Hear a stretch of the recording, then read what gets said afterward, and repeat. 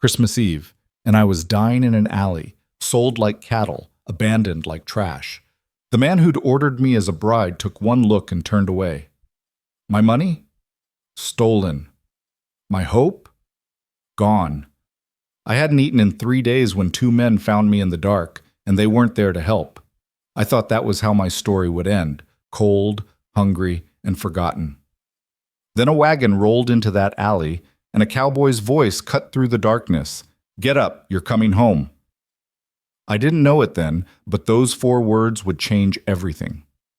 If you want to know how a woman with nothing became everything to a family that needed her just as much, stay with me until the end. And when you're done, hit that like button and comment what city you're watching from, because I want to see how far this story travels.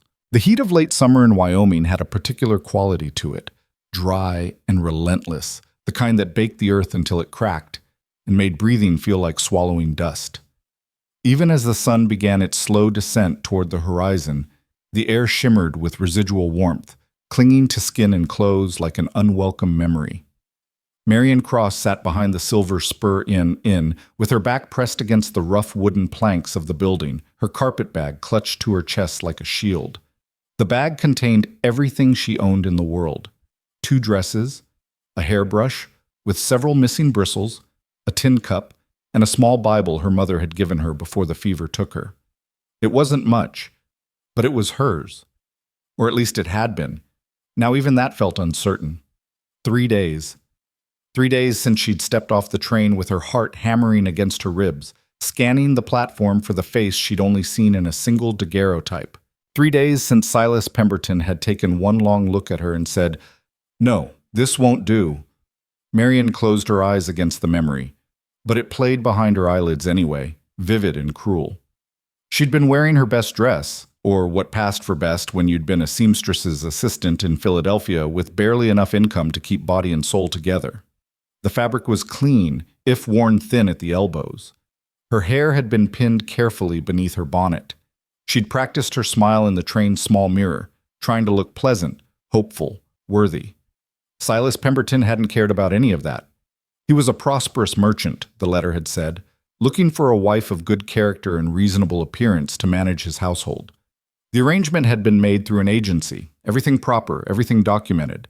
Marion had signed papers, paid fees she could barely afford, and traveled nearly 2,000 miles on the promise of a new life. "You're older than the photograph suggested," Silas had said, his voice flat and dismissive. "And thinner. I was promised a woman of robust constitution." Marion had stood there on the platform, her single bag at her feet, while other passengers flowed around them like water around stones. "I'm 26, like," she'd managed to say, her voice smaller than she'd intended.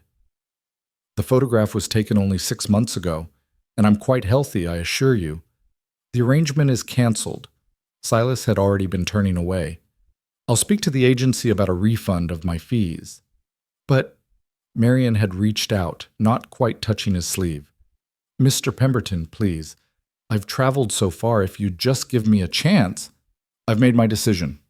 He'd glanced at her then, and the coldness in his eyes had made her step back. "The agency will handle the matter of your return. Good day." And he'd left.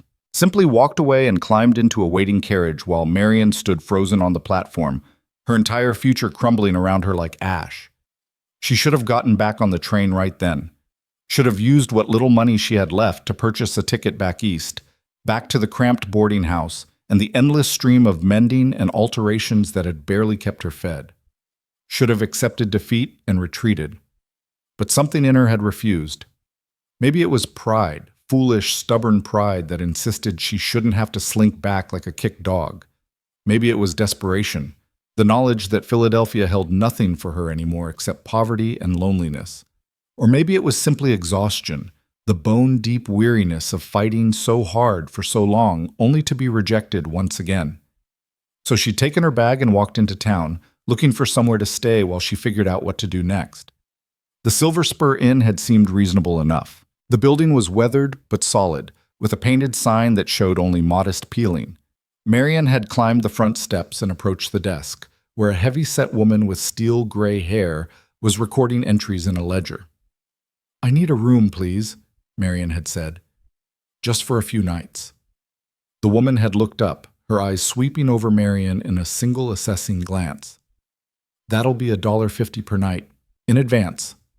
Marion had reached for the small purse tucked inside her carpet bag and found nothing. Her hands had moved frantically, searching every pocket and fold of fabric. The purse had been there on the train. She'd checked it just before arriving, counting her remaining funds. $8.35. Enough for a few nights' lodging and meals while she sorted out her options. Now it was gone. Marion's voice had cracked. "I had money. In my bag. Someone must have taken it when you weren't looking?" The woman's tone had held no sympathy. "Happens all the time to folks fresh off the train. Thieves can spot easy marks a mile away." "Please." Marion had gripped the edge of the desk. "I'll find a way to pay you. I'm a skilled seamstress. I could work." "I don't need a seamstress. I need paying customers." The woman had already returned her attention to the ledger. "There's a boarding house 2 streets over. Mrs. Henley sometimes takes on help in exchange for a bed. Otherwise, you're on your own." Marion had found the boarding house. Mrs. Henley had taken one look at her and said, "I already got 3 girls doing laundry and cleaning. Don't need another. Try the saloon. They're always looking for serving girls." The saloon had made Marion's skin crawl the moment she'd stepped inside. The proprietor, a man with yellowed teeth and wandering hands, had looked her over with an expression that made her stomach turn. "Pretty enough," he'd said. "Little thin, but some men like that. You ever done this kind of work before?" Marion had understood what kind of work he meant. She'd turned and walked out without answering. After that, she'd tried the general store, the livery stable, even the church. No one needed help. No one had work to offer. And without money, without references, without anyone to vouch for her, Marion was nobody. She was invisible. By the second day, hunger had set in. Real hunger, the kind that made her hands shake and her vision blur at the edges. She'd been hungry before, plenty of times, but always with the knowledge that eventually there would be something, even if just a crust of bread or a thin soup. Now there was nothing. She'd spent that night in an abandoned lean-to behind the blacksmith shop, her carpet bag as a pillow and her shawl as a blanket. Sleep had come in fits and starts, interrupted by the sounds of the town and the gnawing emptiness in her belly. On the 3rd day, she had returned to the Silver Spur Inn, hoping, though for what, she wasn't entirely sure. Maybe someone had turned in her purse. Maybe the woman at the desk would have had a change of heart. Instead, she'd found a spot behind the building where the late afternoon shade offered some respite from the heat. She'd sat down, meaning to rest for just a moment, to gather her strength and figure out her next move. But exhaustion had pulled at her like a tide, and she'd stayed. The sun was lower now, painting the sky in shades of orange and pink. Beautiful, if she'd had the energy to appreciate it. Instead, Marion simply sat with her head tipped back against the wall, her eyes half closed, her body so heavy it felt like part of the earth itself. She should get up, should move, should do something. But what? Where? The questions circled in her mind without answers, growing fainter as her consciousness began to drift. She didn't hear the footsteps at first, didn't register the voices until they were close enough that the words cut through her haze. "Told you, she's back here. Been sitting there all day like a lost sheep." Marion's eyes opened slowly. 2 figures stood at the mouth of the alley, silhouetted against the fading light. As they moved closer, details emerged. One was a younger man, unsteady on his feet, his shirt stained and his face flushed with drink. The other was older, better dressed, with the calculating expression of someone who made his living from other people's desperation. She recognized the older man. Franklin Morse, the agent who'd arranged her placement with Silas Pemberton. He'd seemed professional enough in their correspondence, but seeing him now in person, Marion felt a chill that had nothing to do with the temperature. "Miss Cross," Morse said, his voice carrying false cheer. "I've been looking for you. Mr. Pemberton informed me of the unfortunate situation." Marion tried to stand, but her legs wouldn't cooperate. She managed to push herself a little straighter against the wall. "Mr. Morse, I was going to contact you about the return journey." "Oh, there's no need for that." Morse moved closer, and the younger man followed like a shadow. "In fact, I found a solution to everyone's problems." Something in his tone made Marion's skin prickle with warning. "What solution?" "This here is Tommy Vickers. He works at the cattle yards, and he's been looking for a wife. Morse gestured to the younger man, who was staring at Marion with an intensity that made her want to shrink into the wall. Now, I know the original arrangement didn't work out, but that doesn't mean we can't find you another placement. Tommy's willing to take you on. Not much of a dowry needed for a working man.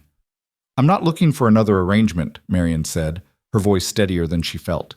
I just need— You need a husband, Morse interrupted. You need a home. That's what you came here for, isn't it? And Tommy's offering exactly that. Tommy Vickers lurched forward another step. Up close, Marion could smell the whiskey on his breath, could see the way his eyes struggled to focus. She's prettier than you said, he slurred.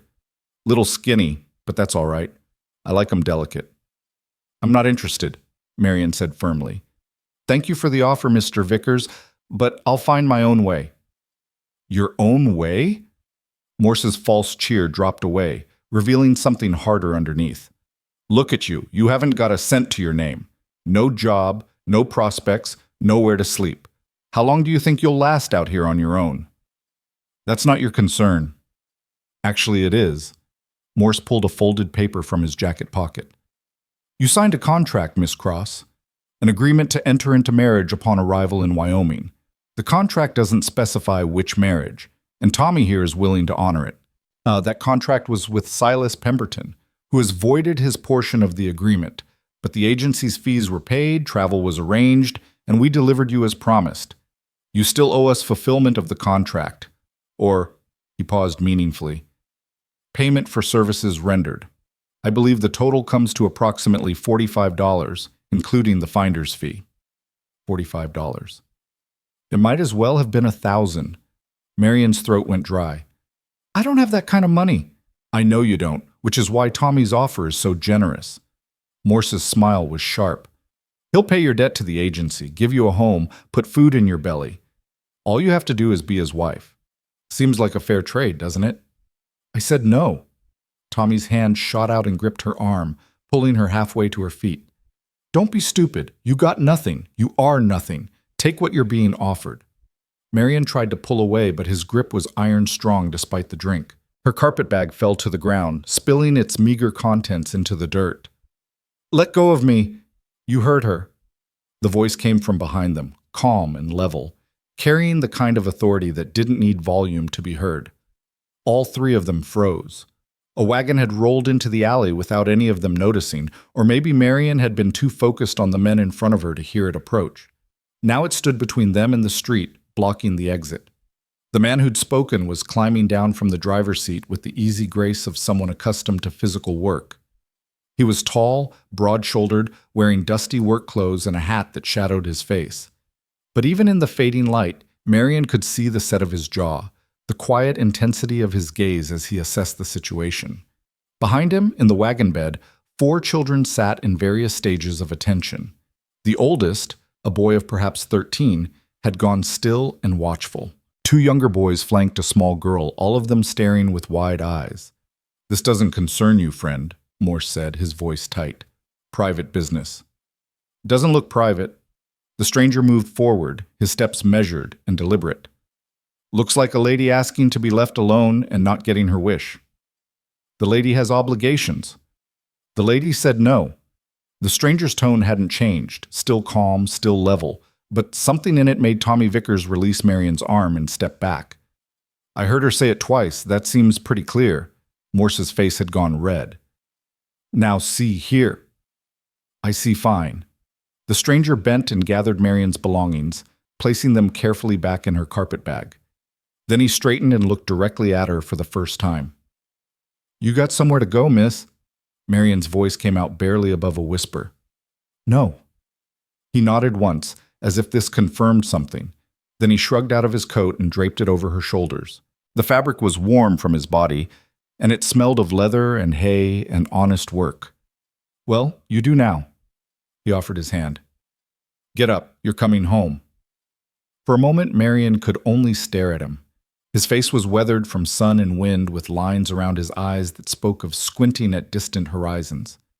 He wasn't young, somewhere in his 30s maybe, and he wasn't handsome in any conventional sense, but his eyes were kind and his hand was steady, and when she placed her palm in his grip was gentle but sure. He pulled her to her feet with no apparent effort, then kept his hand on her elbow to steady her when she swayed. "You can't just take her," Morse sputtered. "She has debts." "Send me the bill."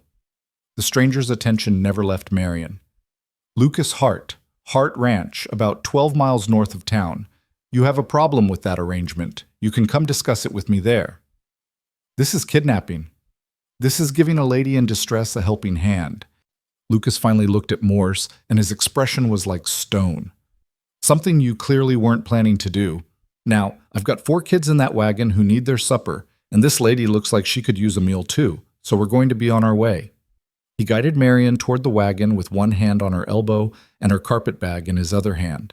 She moved automatically, her mind still trying to catch up with what was happening. As they reached the wagon, Lucas called to the children.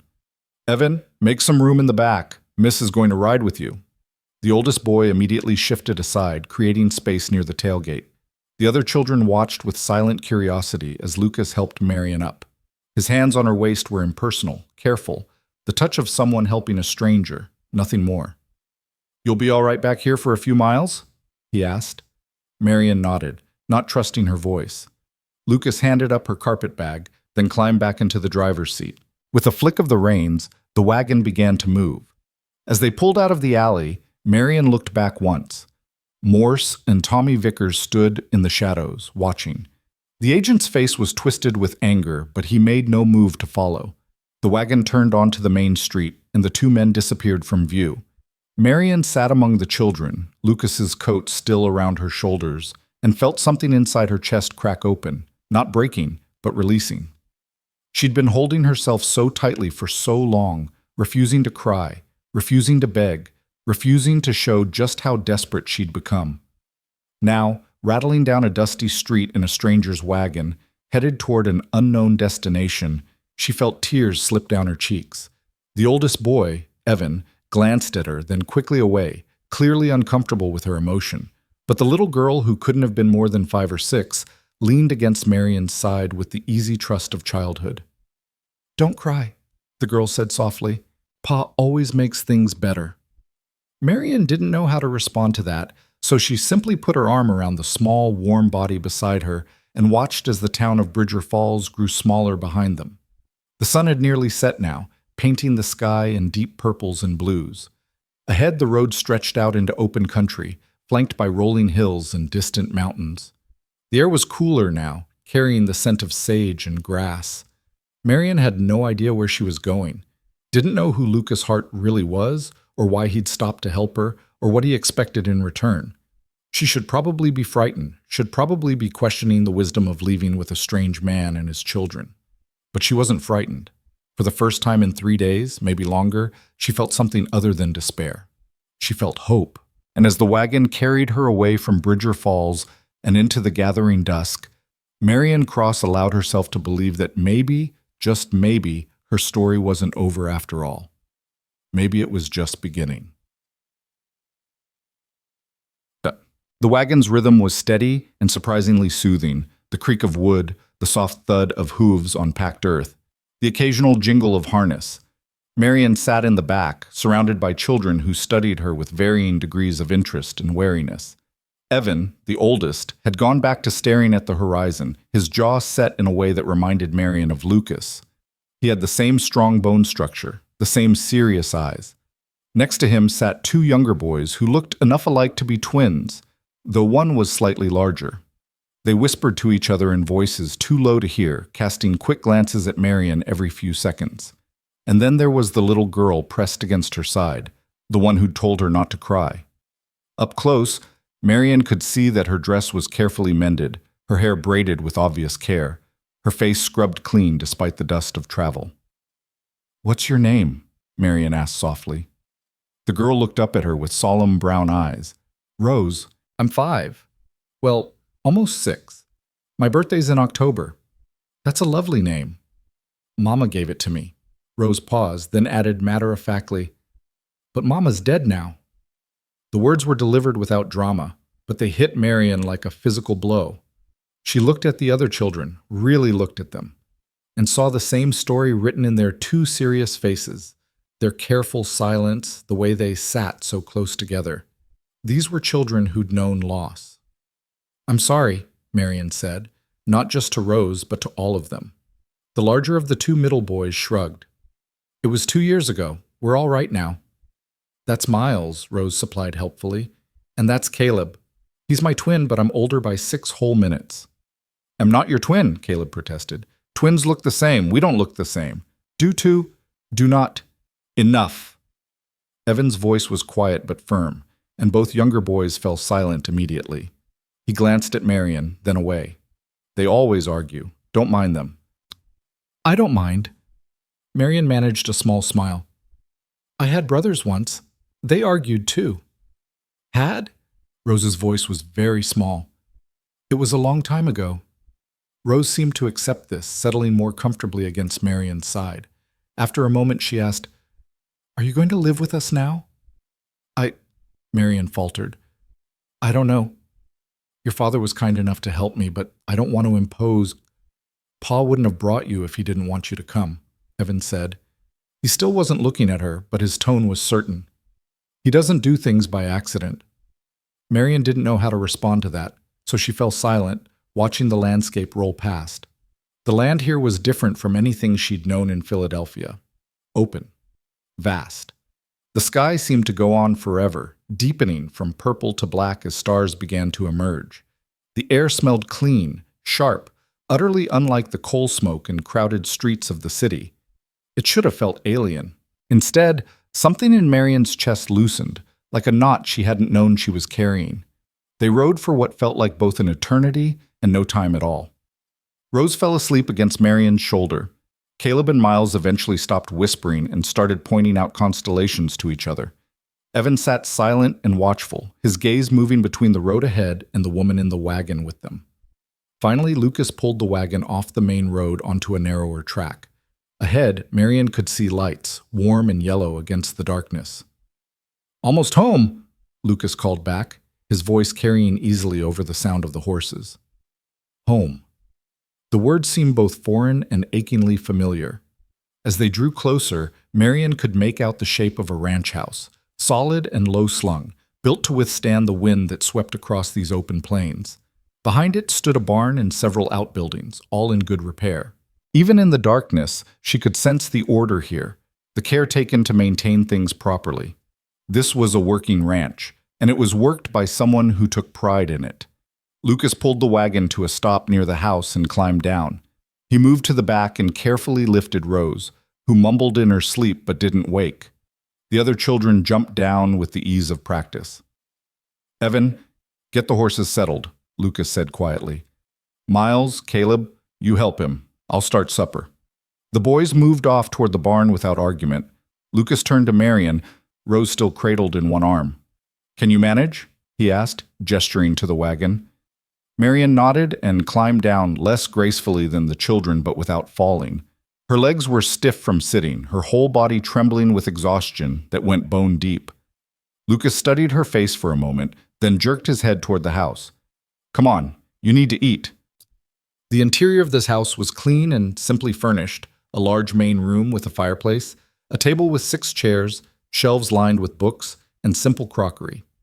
Everything was in its place, but there was a warmth here too, a sense of life being lived. Lucas carried Rose down a short hallway and returned a moment later without her. "She'll sleep through anything once she's out," he said. Then he moved to the kitchen area and began pulling out supplies with the efficiency of someone who'd cooked many meals. Marion stood uncertainly in the middle of the room, still wrapped in Lucas's coat. She should offer to help, should do something, but her body felt disconnected from her will, heavy and slow. "Sit," Lucas said without looking at her. It wasn't harsh, just matter of fact. "You're about to fall over." Marion sat. She watched as he built up the fire in the stove, set water to boil, and began slicing bread and cheese. His movements were economical, practiced. He worked in comfortable silence, and Marion found herself relaxing slightly, the tension in her shoulders easing. "When did you last eat?" he asked, still focused on his work. 2 days ago, her voice came out rough. "Maybe 3. There was a woman at the boarding house who gave me some broth, but I'm not sure what day that was. Lucas's jaw tightened, but he said nothing.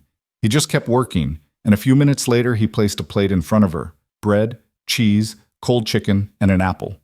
Simple food, but more than Marion had seen in days. Eat slowly, he advised. Don't want to make yourself sick. Marion picked up a piece of bread with shaking hands and took a small bite. The taste exploded on her tongue. Butter and salt and everything good. She forced herself to chew slowly, swallow carefully, though every instinct screamed at her to devour everything in front of her. Lucas poured her water from a pitcher, then set about making more food for the boys, who would be coming in soon. He worked quietly, and Marion ate in silence, focusing all her attention on not eating too fast, not taking too much. By the time the boys clattered through the door, Marion had finished about half her plate and felt more human than she had in days. Evan, Miles, and Caleb washed up at a basin near the door, then took their seats at the table. They ate together, the strange assembled family, and nobody asked Marion questions. Nobody demanded explanations. They just passed dishes and made small talk about the horses and tomorrow's chores, and Marion sat among them feeling like a ghost at a feast, present but not quite real. When the meal was finished, the boys cleared the table without being asked. Lucas washed while Evan dried, and the younger boys swept the floor. They moved together like parts of a well-oiled machine, each knowing their role. Miss Cross. Lucas's voice made her look up. He'd hung up the dish towel and was watching her with that same calm, assessing gaze. We've got a spare room. Used to be for storage, but it's got a bed and a window. You're welcome to it for tonight. Tomorrow, we'll figure out the rest.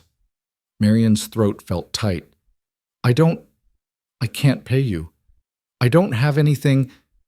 Didn't ask you to pay. Lucas's tone was gentle but firm. Asked if you needed a place to sleep. Answer's pretty obvious.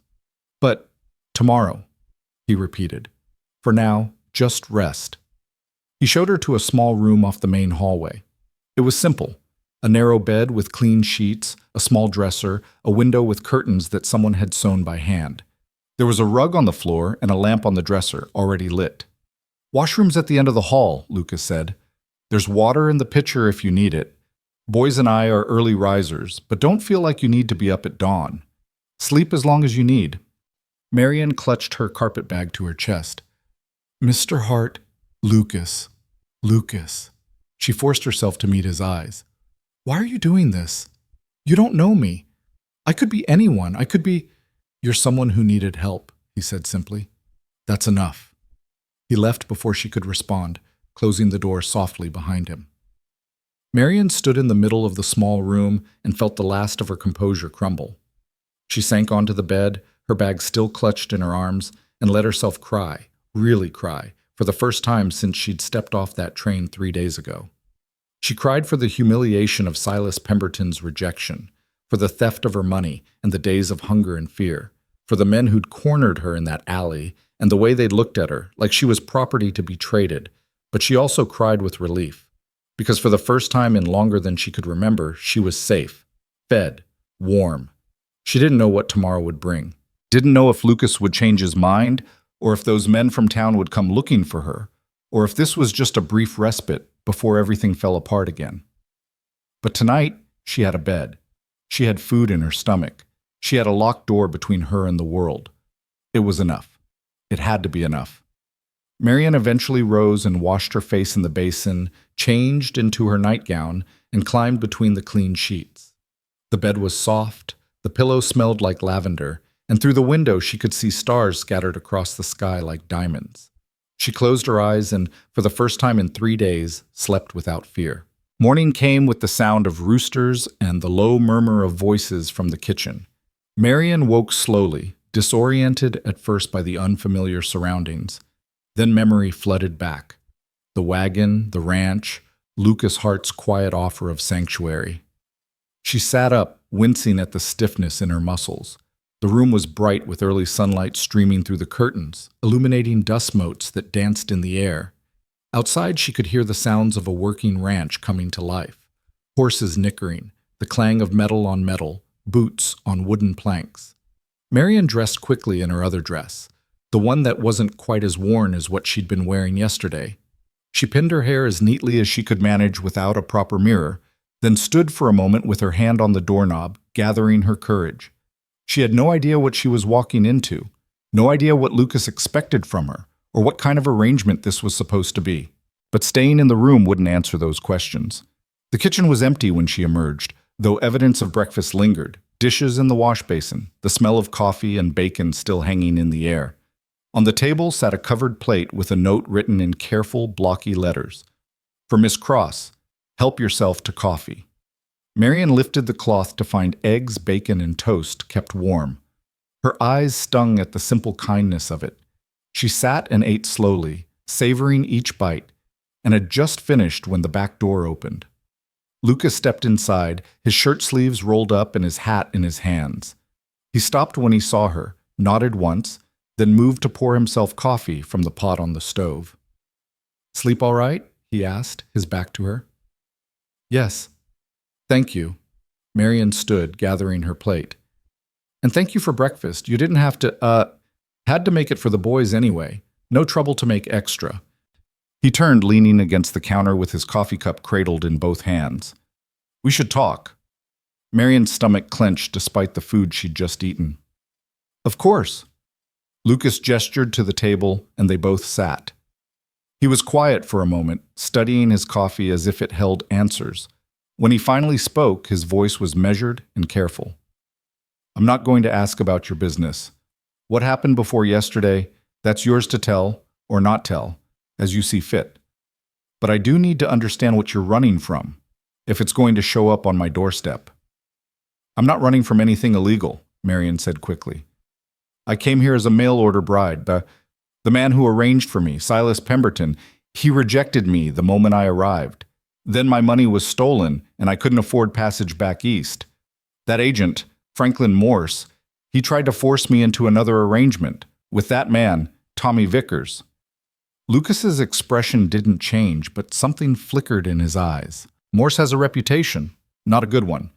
He's been investigated twice for trafficking women under false pretenses." "I signed a contract," Marian continued. "Morse says I owe the agency $45. I don't have it. I don't have anything." "The contract was with Pemberton, not with Morse's agency. And even if it wasn't, you can't be forced into marriage to settle a debt. That's not how the law works." Lucas took a sip of coffee. "Morse was trying to scare you into accepting Vickers.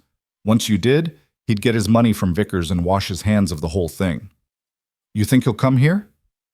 "Maybe. Probably not right away. He'll want to see if you come crawling back on your own first. But if he does come, I'll handle it." Lucas set down his cup and looked at her directly. "Here's what I'm offering. You can stay here, help with the house and the kids, for as long as you need to figure out what you want to do next. You won't owe me money. You won't owe me anything except honest work. When you're ready to leave, I'll make sure you have enough for passage wherever you want to go." Marian stared at him. "Why would you do that?"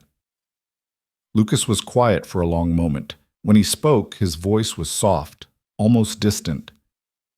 "My wife, Sarah, she died 2 years ago. Fever. It came on fast and took her before we could even get the doctor out here. Since then, it's been me and the kids trying to manage. Evan does his best to help, but he's 13. He shouldn't have to be raising his brothers and sister." He paused, turning the coffee cup in his hands. "I've been thinking about hiring someone to help with the house, but I haven't found anyone I trust.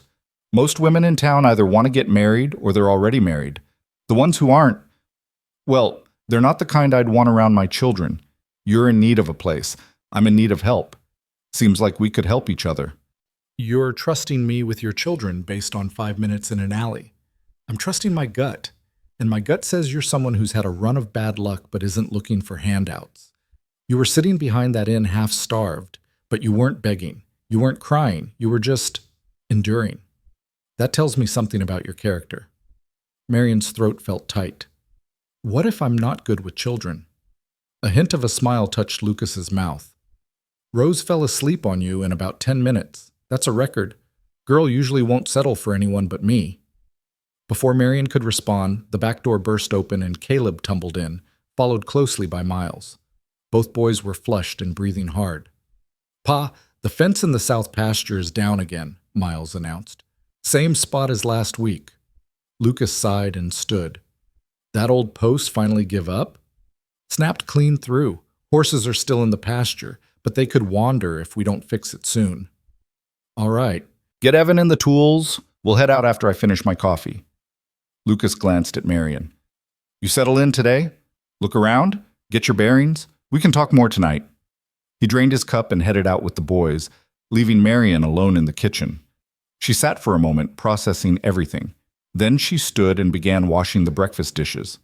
It was something to do, something useful, and her hands needed the familiar motion. She'd just finished when Rose appeared in the doorway, her hair sleep-mussed and her nightgown wrinkled. The little girl rubbed her eyes and patted across the floor in bare feet. Good morning, Marion said gently. Rose studied her with solemn eyes. You're still here. I am. Your father said I could stay for a while. Are you going to be our new mama? The question was so direct, so innocent, that Marion had to take a breath before answering. No, sweetheart, I'm just going to help around the house. Rose seemed to consider this. That's okay. Evan says we don't need a new mama anyway. He says we're doing fine on our own. I think you're doing very well, Marion agreed. Now, should we get you dressed and fed? Rose nodded and took Marion's hand with easy trust, leading her back down the hallway to a room she shared with her brothers. The space was neat despite being occupied by 4 children. Beds made, clothes folded, toys put away. Marion helped Rose into a simple dress and braided her hair, fingers moving with practiced ease. By the time they returned to the kitchen, Rose chattering about her favorite doll and the kittens in the barn, Marion felt something she hadn't felt in a long time. Useful. The day passed in a blur of small tasks. Marion cleaned the kitchen properly, organized the pantry, and started bread dough rising. Rose followed her like a shadow, helping where she could, and narrating a running stream of thoughts about everything from the weather to whether rabbits could talk to each other. Around midday, the males returned for lunch, dusty, sweaty, and ravenous. Marion served the bread and cheese she'd found in the cold box, along with leftover chicken from last night. The boys ate like they hadn't seen food in weeks, barely pausing to breathe between bites. Evan watched Marion when he thought she wasn't looking.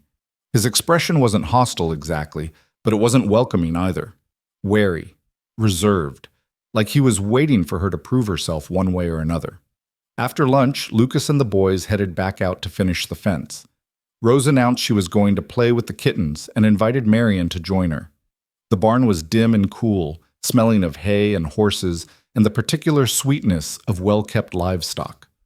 Rose led Marion to a corner where a calico cat had made a nest, and 5 tiny kittens tumbled over each other in a squeaking pile. That one's Patches, Rose said, pointing to a black and white kitten. And that's Socks, and that's Bandit, and those 2 are just baby because I can't tell them apart yet. Marion smiled and sat down in the hay, letting Rose place kittens in her lap. They were so small, so perfect, their eyes barely open, and their mews like tiny bells. Do you like them? Rose asked anxiously. I love them. Rose beamed. Mama loved cats, too. She said they were good company when you were lonely. The little girl's voice dropped. Do you get lonely? Marion looked down at the kittens, their small bodies warm against her hands. Sometimes, yes. Me too. Rose leaned against Marion's shoulder. But it's better when Pa's here. And Evan and Miles and Caleb, even though they're annoying. They sat together in comfortable silence, and Marion felt something shift in her chest. This child, who'd lost her mother so young, was offering comfort in the only way she knew how. And somehow, it was exactly what Marion needed. That evening, after another simple meal, Lucas asked Marion to walk with him while the boys did the dishes.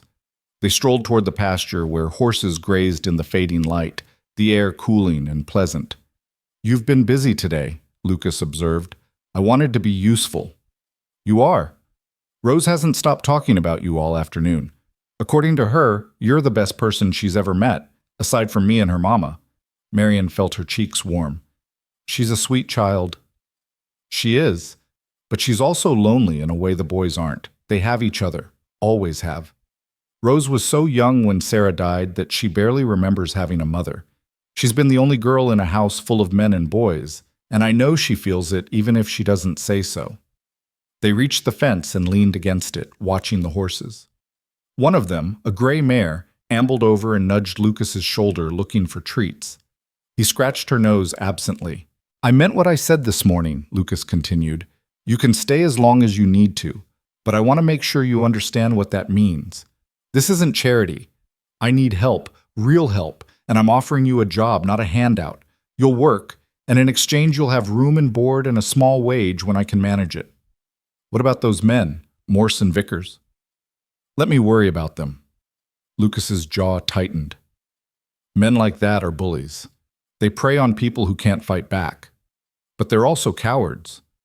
Once they realize you're not alone and defenseless, they'll move on to easier targets.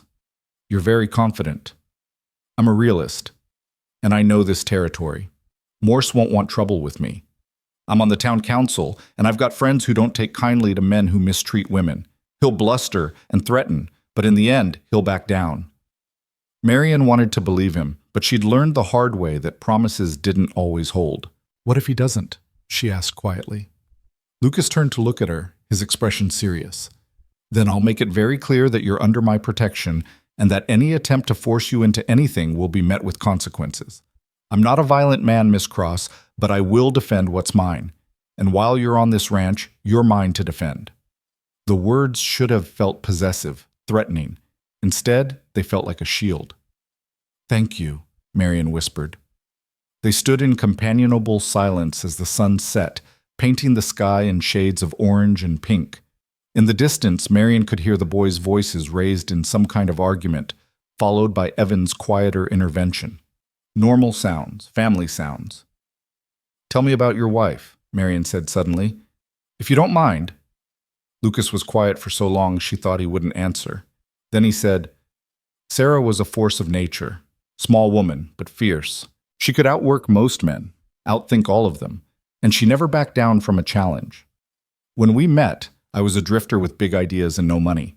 She saw something in me anyway, believed I could build something here. His voice grew softer. She was right.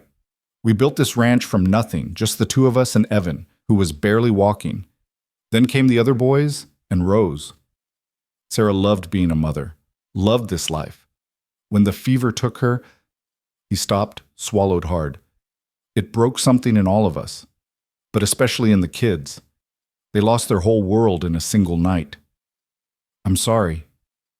Life doesn't ask permission before it takes things from you. You learn that quick out here. Lucas pushed away from the fence. But it also gives you things you don't expect, like someone who knows how to make bread showing up just when you're tired of serving the kids hard biscuits every meal. Marian laughed despite herself. Your biscuits were that bad? Evan compared them to rocks. I think he was being generous. They walked back toward the house, and Marian felt something unfamiliar blooming in her chest. Not quite happiness, it was too soon for that, but maybe the beginning of peace. 3 days passed in a rhythm that became almost comfortable. Marian woke early, helped prepare breakfast, and spent her days managing the household while Lucas and the boys worked the ranch. She cooked, cleaned, mended clothes, and slowly began to understand the patterns of this family. Evan remained reserved but had stopped watching her with quite so much suspicion.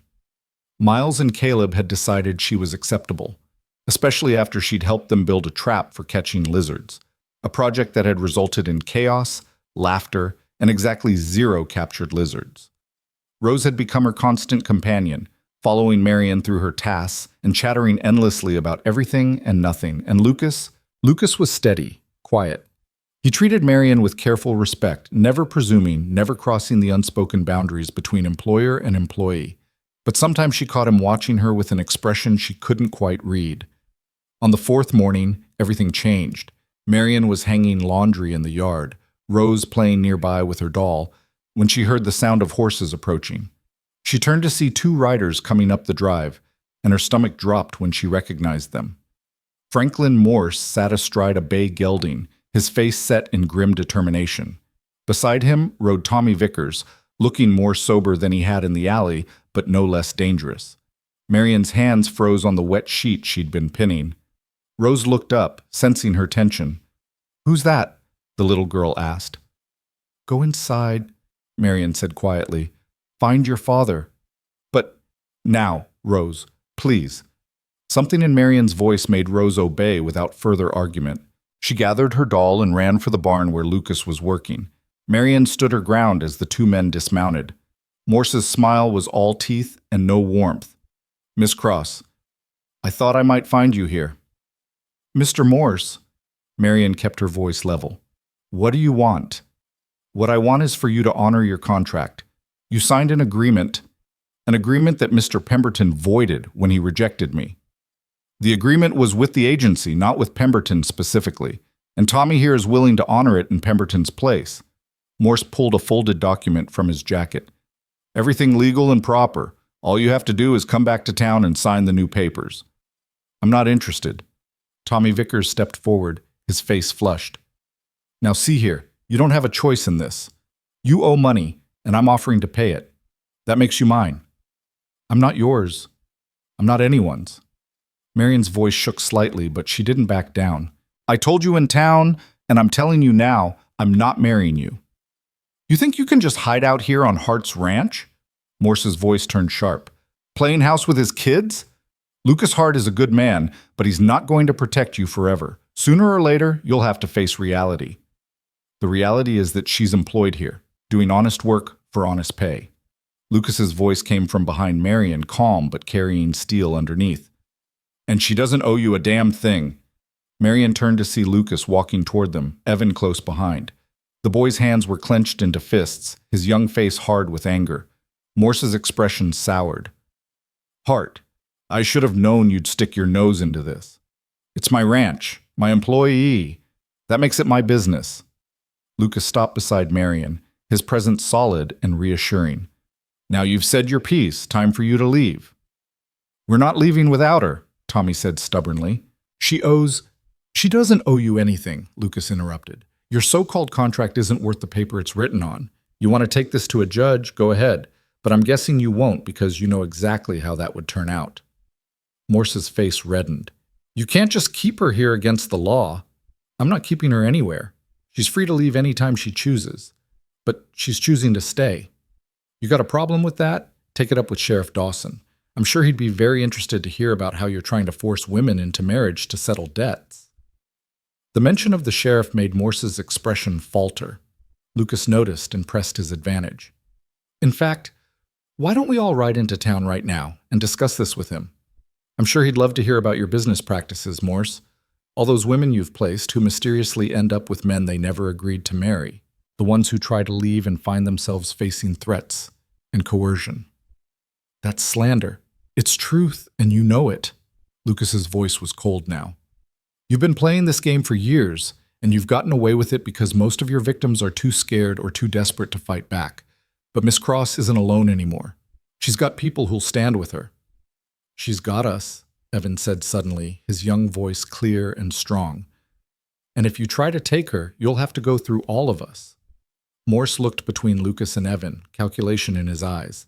Marion could almost see him weighing his options, considering whether this fight was worth it. Finally, he spat into the dust. "Fine, keep her. But don't come crying to me when she proves to be more trouble than she's worth."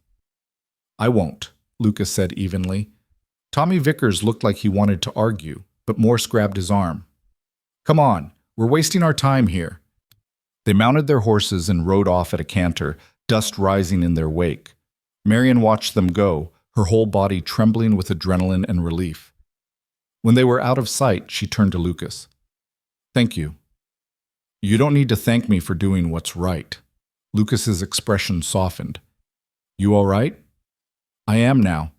Marion looked at Evan, who still stood rigid with tension. "Thank you, too, for standing up for me." Evan shrugged, but she could see color rising in his cheeks. "Pa was right. You're part of this ranch now. That means we look out for you."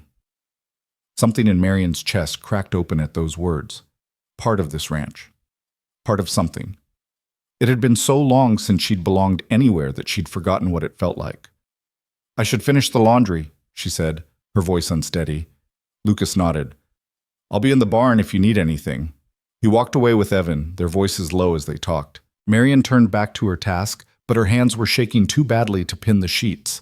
Rose emerged from the house, running to Marion and wrapping her small arms around Marion's waist. "I was scared, the little girl admitted. Me too, Marion whispered, kneeling to hold her properly. But it's all right now. Your father made it all right. That evening, after the children were in bed, Lucas found Marion on the porch. She was sitting in one of the old rocking chairs, staring out at the stars that seemed impossibly bright in the clear Wyoming sky. Mind if I join you? He asked. It's your porch. It's your porch too, for as long as you want it to be. He sat in the other rocker, and they were quiet for a while, the only sound the creak of wood and the distant call of night birds. Do you think they'll come back? Marion finally asked. No, Morse knows I meant what I said about the sheriff. He'll cut his losses and move on. Lucas paused. But even if he does come back, the answer will be the same. You're under my protection now, and that's not going to change. Why? The question burst out of her. Why are you doing this? You don't know me. I could be everything Morse said, trouble, a burden. You're not. Lucas's voice was firm. You're a woman who got dealt a bad hand and refused to give up. You could have begged or stolen or accepted Vickers' offer just to survive. But you didn't. You sat behind that inn and waited, and I'll bet you would have died before you compromised yourself. He turned to look at her, his expression serious in the moonlight. That kind of strength is rare, and it's exactly the kind of person I want around my children. Marion's throat felt too tight to speak. Besides, Lucas added, his tone lighter, Rose has decided you're staying, and when Rose decides something, that's pretty much the end of the discussion. Marion laughed, the sound shaky but genuine. She's quite determined. Gets it from her mother. They sat together in comfortable silence, and Marion felt something she'd thought lost forever beginning to take root in her chest. Hope. Not the desperate, fragile hope of someone with no other options, but real hope. The kind that came from being chosen, being valued, being protected. Lucas Hart had stepped into that alley and changed everything. Not because he wanted something from her, but simply because it was the right thing to do. And Marion was beginning to understand that maybe, just maybe, she'd finally found a place where she could stop running and start living. The stars wheeled overhead, and the Wyoming wind carried the scent of sage and possibility, and for the first time in longer than she could remember, Marion Cross felt like she might actually have a future worth fighting for. The weeks that followed Morse's departure settled into a rhythm that felt almost too good to be real. Marion woke each morning half expecting to find it had all been a dream, that she'd open her eyes to the cold reality of that alley behind the Silver Spur Inn. But every morning brought the same small room, the same sounds of a household waking, the same sense of belonging that both comforted and terrified her. She'd learned the patterns of the ranch like a language. Lucas rose before dawn, starting coffee before heading out to check the stock. Evan followed 15 minutes later, moving with the quiet responsibility of someone who'd grown up too fast. Miles and Caleb needed coaxing from their beds, stumbling to the breakfast table still half asleep. Rose was unpredictable, some mornings bouncing with energy, others clinging to Marion's skirts and needing gentle encouragement to face the day. Marion had found her place in these patterns. She had the coffee ready when Lucas came in from his first rounds. She packed lunches for the boys to take into the fields. She braided Rose's hair and listened to her endless stories. She mended torn shirts and patched worn trousers and kept the house running with quiet efficiency. It was honest work, and it fed something in her she hadn't known was starving.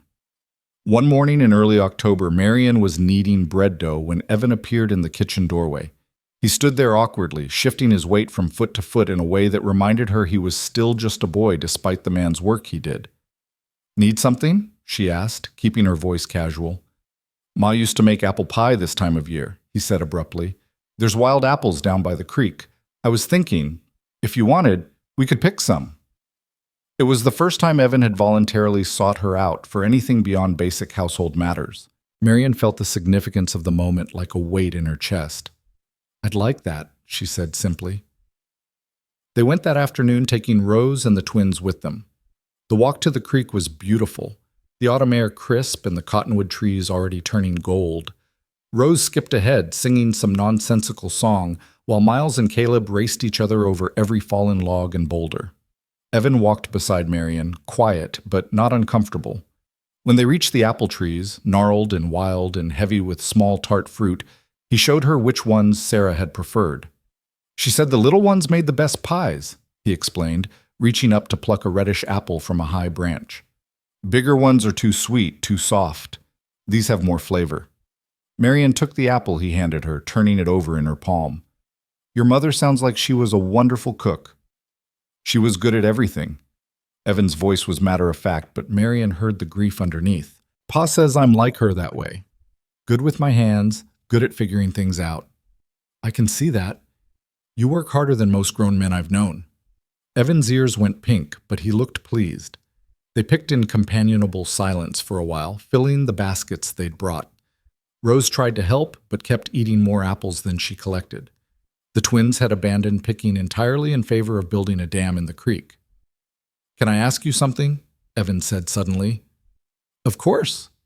Are you going to stay? Marian's hand stilled on the apple she'd been reaching for. Your father said I could stay as long as I needed to. That's not what I asked. Evan looked at her directly, his young face serious. People say things like that, but then they leave anyway. Ma used to have friends who'd promised to visit, to write, to stay in touch. But after she died, they all just disappeared, like we didn't matter anymore. The pain in his voice made Marian's throat tight. She climbed down from the low branch she'd been standing on and faced him properly. I can't promise I'll be here forever, she said honestly. Life doesn't let us make promises like that. But I can promise that I'm not looking to leave. I can promise that being here, with all of you, is the first time I've felt like I belong somewhere in more years than I can count. And I can promise that if circumstances ever do require me to go, it won't be because I wanted to. Does that help? Evan studied her face for a long moment, then nodded slowly. Yeah, that helps. They finished picking as the sun began its descent, then walked back to the ranch with baskets full of apples and Rose asleep on Evan's shoulders. Lucas met them at the house, taking in the scene with a small smile. Apple pie tonight? He asked. If I can remember how to make decent crust, Marian replied. Ma's recipe is in the book on the shelf, Evan offered, the one with the blue cover. That evening, Marian made 3 pies using Sarah's recipe, written in elegant script on yellowed paper tucked between the pages of a worn cookbook. The whole house filled with the scent of cinnamon and butter and apples, and when they sat down to eat after supper, even Miles and Caleb were quiet with appreciation. Lucas took a bite and closed his eyes. When he opened them again, they were bright with something that might have been tears. Just like Sarah's, he said quietly. Thank you. Marian felt she should say something, but the moment felt too fragile for words. Rose solved the problem by asking for a second slice, and the spell broke into normal family chaos. Later, after the children were in bed, Marian found Lucas on the porch again. It had become a habit, these quiet conversations under the stars. Sometimes they talked about the ranch, or the children, or nothing in particular. Sometimes they just sat in comfortable silence. Tonight, Lucas spoke first. Evan told me what you said about staying. I hope that was all right. I didn't want to presume. It was more than all right. It was honest, and that boy needs honesty. He's been disappointed too many times by people making promises they couldn't keep. Lucas leaned against the porch railing, his face half-shadowed. His grandparents on Sarah's side, they swore they'd stay involved after she died. Lasted about 6 months before the visit stopped. Said it was too painful, seeing the kids without their daughter. Like we weren't all in pain. People handle grief poorly, Marian said softly. They do. But those kids, they remember. They remember who stayed and who left. And they're watching you, Marian, waiting to see which one you'll be. The use of her first name startled her. He'd been calling her Miss Cross since she'd arrived, maintaining a careful formality. The shift felt significant. I meant what I told Evan, she said. I'm not planning to leave. Even if Morse comes back? Even if Pemberton changes his mind? Even if something better comes along? Even then, Marian turned to face him fully. Lucas, I had a life in Philadelphia. I had work and a room and nothing else. No family, no friends, no one who'd miss me if I disappeared tomorrow. I was so lonely I answered an advertisement from a complete stranger just for the chance to matter to someone. And when that fell apart, when I was sitting in that alley waiting to die, or worse, I thought that was all I deserved. that I'd used up my chances at anything better. She paused, her voice growing stronger. But then you stopped. You saw me when no one else did, and you offered me something I'd given up hoping for, a place, a purpose, people who might actually need me around. So no, I'm not looking for something better because I don't think there is anything better than this. Lucas was quiet for a long moment. Then he said, "You matter here. To the kids. To—" He stopped, cleared his throat. "You matter. I want you to know that." Before Marion could respond, the sound of hoofbeats shattered the peaceful night. Both of them turned toward the road, tension immediate and instinctive.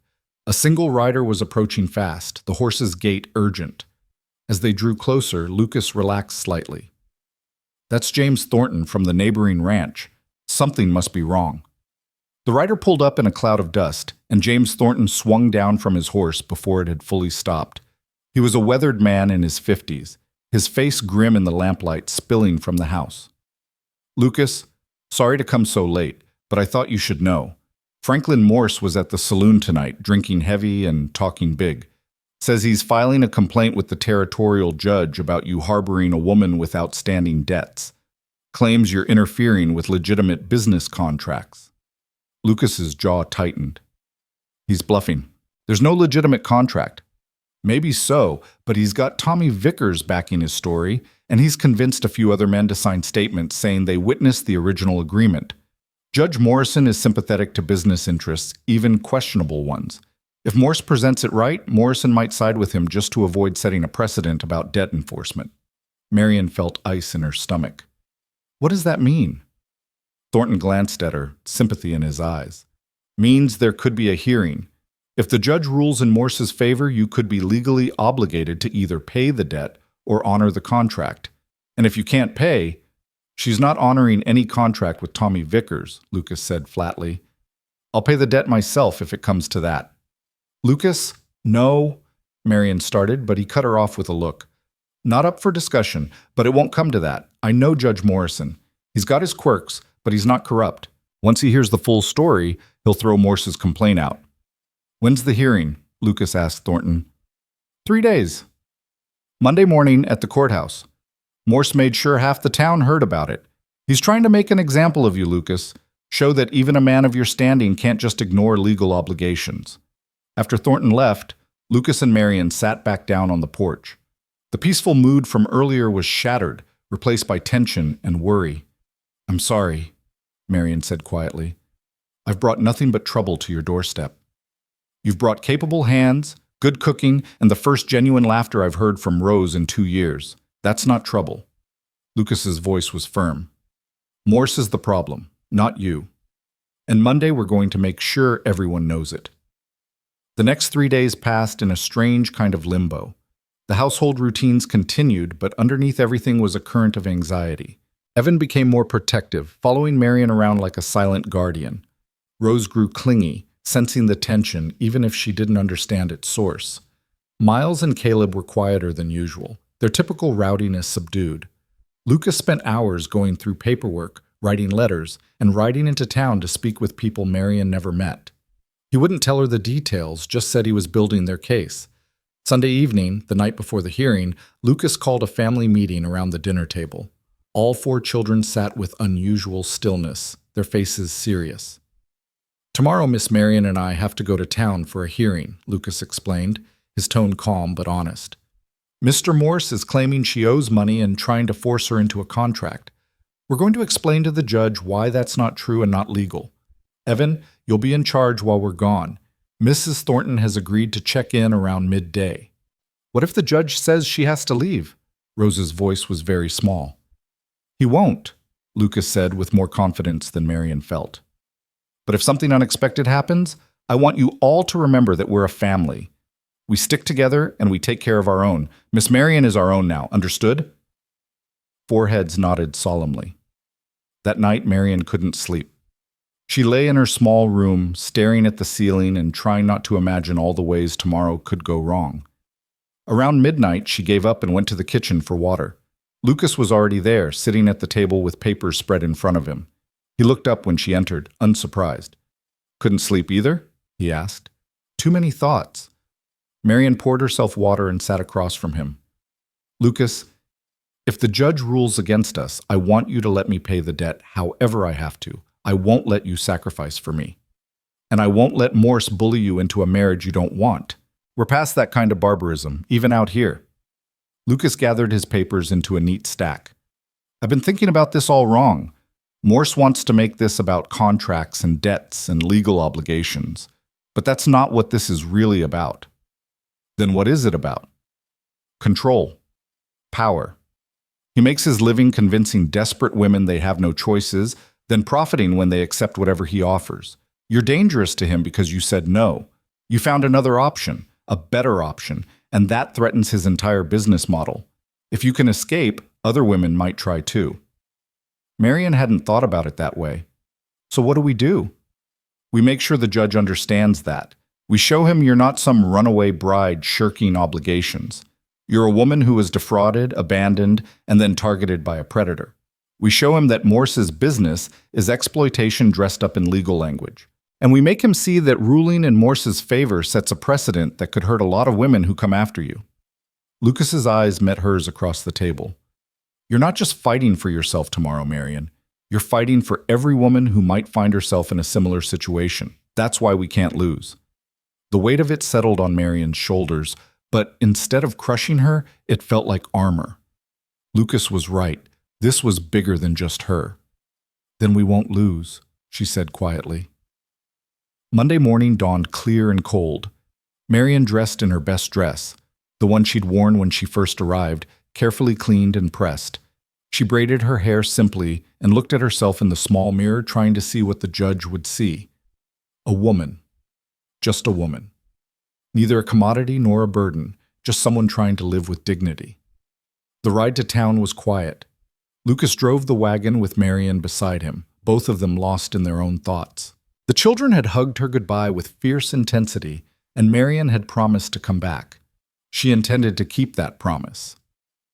The courthouse was a simple building on the main street, already crowded with people when they arrived. Marion felt their stares, heard the whispers. Morse had done his work well. Half the town had turned out to watch the spectacle. Inside, the courtroom was smaller than Marion expected. Judge Morrison sat behind a raised desk, a stern-looking man in his 60s with iron-gray hair and sharp eyes. Morse and Tommy Vickers sat at one table with a lawyer Marion didn't recognize. Lucas led her to the other table, where they sat alone. "Lucas, where's our lawyer?" Marion whispered. "We don't need one. Truth stands on its own." Before Marion could respond, the judge called the hearing to order. His voice was gravelly but clear as he outlined the complaint Morse had filed. "Mr. Morse claims that Miss Marion Cross entered into a binding contract with his agency to marry upon arrival in Wyoming, that said marriage was arranged and paid for, and that Miss Cross is now in breach of that contract. He further claims that Mr. Hart is harboring her in violation of legitimate business agreements. Mr. Morse, present your case." Morse's lawyer stood and painted a picture of Marion as a dishonest woman who'd taken advantage of his client's services and then reneged on her obligations. He presented the original contract, travel receipts, and statements from several men who claimed to have witnessed the arrangement. "The agency fulfilled its obligations," the lawyer concluded.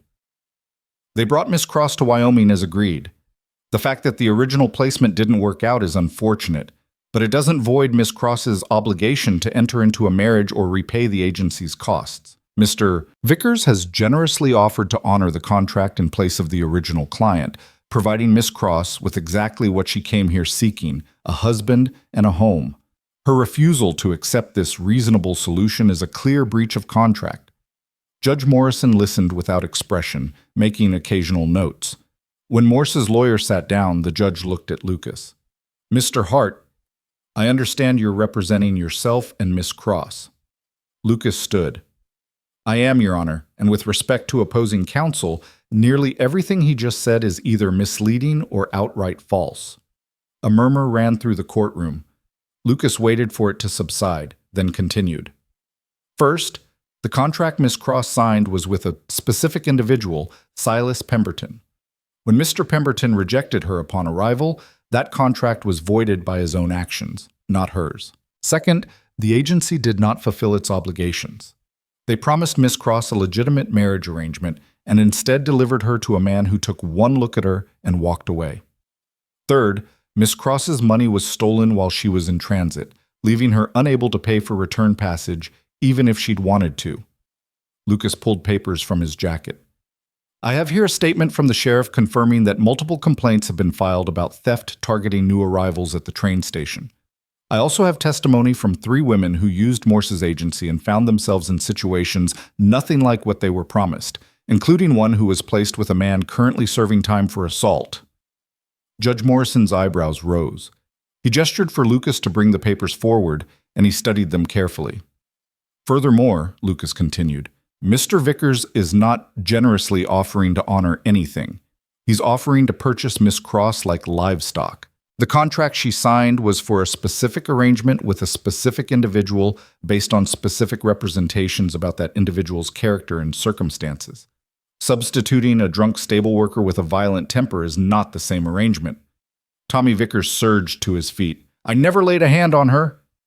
No, Lucas agreed coldly. Because I stopped you. But the sheriff's records show 2 complaints against you for assault in the past 18 months, one resulting in conviction and a fine. That's public record, Your Honor. The judge made more notes, his expression growing increasingly stern. Morse's lawyer tried to object, but Judge Morrison waved him to silence. Is there more, Mr. Hart? Yes, Your Honor. I want to address the real issue here, which isn't contracts or debts, but control. Mr. Morse runs a business that exploits desperate women. He promises them new lives and then deliberately puts them in vulnerable positions where they have no choice but to accept whatever arrangement he offers, no matter how unsuitable or dangerous. Miss Cross is here today because she refused to be exploited, because she had the courage to say no even when she had nothing. Lucas turned to look at Marion, and his voice softened. She sat in an alley for 3 days without money or food rather than accept an arrangement she knew was wrong. That's not breach of contract, Your Honor. That's strength of character. And if this court rules that she should be punished for that strength, it's sending a message to every woman in this territory that they're nothing more than property to be traded when contracts demand it. The courtroom was absolutely silent. Judge Morrison sat back in his chair, steepling his fingers. Mr. Morse, I have some questions for you. What followed was an interrogation that grew increasingly uncomfortable for Morse. The judge wanted specifics about the agency's vetting process, about how placements were made, about what happened to women who tried to leave arrangements they found unsuitable. With each question, Morse's answers grew more evasive and his lawyer more agitated. Finally, Judge Morrison held up his hand for silence. I've heard enough. Here's my ruling. He looked directly at Morse. The contract Miss Cross signed was specific to Mr. Pemberton. When he voided that arrangement, the contract became null. Miss Cross has no legal obligation to marry Mr. Vickers or any other substitute. As for the debt, I find that the agency failed to fulfill its basic obligations of due diligence and client protection. The theft of Miss Cross's money while under the agency's care further demonstrates this failure. Therefore, I'm ruling that no debt is owed. Morse's face went purple. Your Honor, I'm not finished. The judge's voice cracked like a whip. Furthermore, I'm ordering an investigation into your agency's practices. If even half of what Mr. Hart presented is accurate, you've been defrauding women for years. This court will not be party to that fraud. Case dismissed. The gavel came down with a sharp crack that seemed to echo through the stunned courtroom. Marion felt her knees go weak with relief. Beside her, Lucas let out a breath he'd been holding and placed a steady hand on her shoulder. Morse was on his feet, sputtering protests, but Judge Morrison ignored him. Tommy Vickers stormed out, slamming the courtroom door behind him. People in the gallery began whispering, the sound building like a wave. Miss Cross. The judge's voice cut through the noise, and Marion looked up to find him studying her. You showed considerable courage in standing your ground. I hope you found a better situation than what brought you to Wyoming. I have, Your Honor, Marion said, her voice steady despite the tears threatening to fall. Thank you. Outside the courthouse, the autumn sun felt almost too bright. Marion stood on the steps, blinking and trying to process what had just happened. She was free, truly free. No debt, no obligation, no threat hanging over her. Lucas appeared beside her, and without thinking, Marion turned and hugged him. He went still for a moment, surprised. then carefully put his arms around her and held on. "Thank you," she whispered against his shoulder. "Thank you for fighting for me." "Always," he said quietly, "for as long as you need me to." They stood there for a long moment while people streamed past them, some offering congratulations, others just staring. Marion didn't care. For the first time since she'd stepped off that train, she felt like she could breathe. The ride back to the ranch was lighter, the tension that had gripped them both finally releasing. They talked about small things, what to make for dinner, whether the fence in the north pasture needed replacing, how Evan was doing with his reading lessons. Normal things, family things. When they pulled up to the house, all 4 children came running out. Rose launched herself at Marion before the wagon had fully stopped, and Marion caught her, swinging her around while the little girl shrieked with delight. "You came back!" Rose cried. "I knew you would. But Caleb said maybe you wouldn't, but I knew." "Of course I came back," Marion said, setting her down but keeping hold of her hand. "I promised, didn't I?" Evan stood a little apart, trying to look casual, but Marion could see the relief in his eyes. She met his gaze and smiled, and after a moment he smiled back.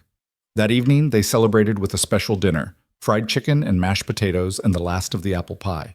The children were animated, talking over each other, and Lucas watched them all with an expression of quiet contentment. Later, after the chaos of bedtime had settled and the house was quiet, Marion found herself on the porch again with Lucas. The stars were brilliant overhead, and somewhere in the distance a coyote sang to the moon. "It really is over," Marion said wonderingly. "I keep thinking I'll wake up and find out it was all a dream." "It's real. You're free, and you're safe, and nobody can take that from you." Lucas paused. "The question now is, what do you want to do with that freedom?" Marion knew what he was asking. Now that she had the choice, truly had it, would she stay? She looked out at the land stretching dark and vast under the stars, at the house behind her full of sleeping children, at the man beside her who'd fought for her when he had no reason to beyond simple decency. "I want to stay," she said quietly. "If you'll have me. Not because I have nowhere else to go, but because there's nowhere else I want to be. This ranch, these children, this life. It's become mine somehow, and I'd like to keep it, if that's all right." Lucas was quiet for a long moment. Then he said, "More than all right. It's what I was hoping you'd say." They sat together in companionable silence, and Marion felt something shift and settle in her chest. The past was truly behind her now. Morse, Pemberton, the agency, all of it was finished. What lay ahead was uncertain, but for the first time in her life, Marion found she wasn't afraid of that uncertainty. She was ready for whatever came next. The days after the hearing settled into something deeper than routine. Marion had been working at the ranch for weeks now, but there was a difference in how she moved through the house, how she spoke to the children, how she met Lucas's eyes across the dinner table. The fear that had followed her like a shadow was gone, replaced by something steadier, something that felt almost like peace. But peace, she was learning, didn't mean easy. October gave way to November, and with it came the first real cold. Frost painted the windows in delicate patterns each morning, and the children's breath puffed white when they did their chores. The work of preparing for winter intensified. Wood to be split and stacked, root vegetables to be stored, the last of the garden to be harvested before the killing frost took it all.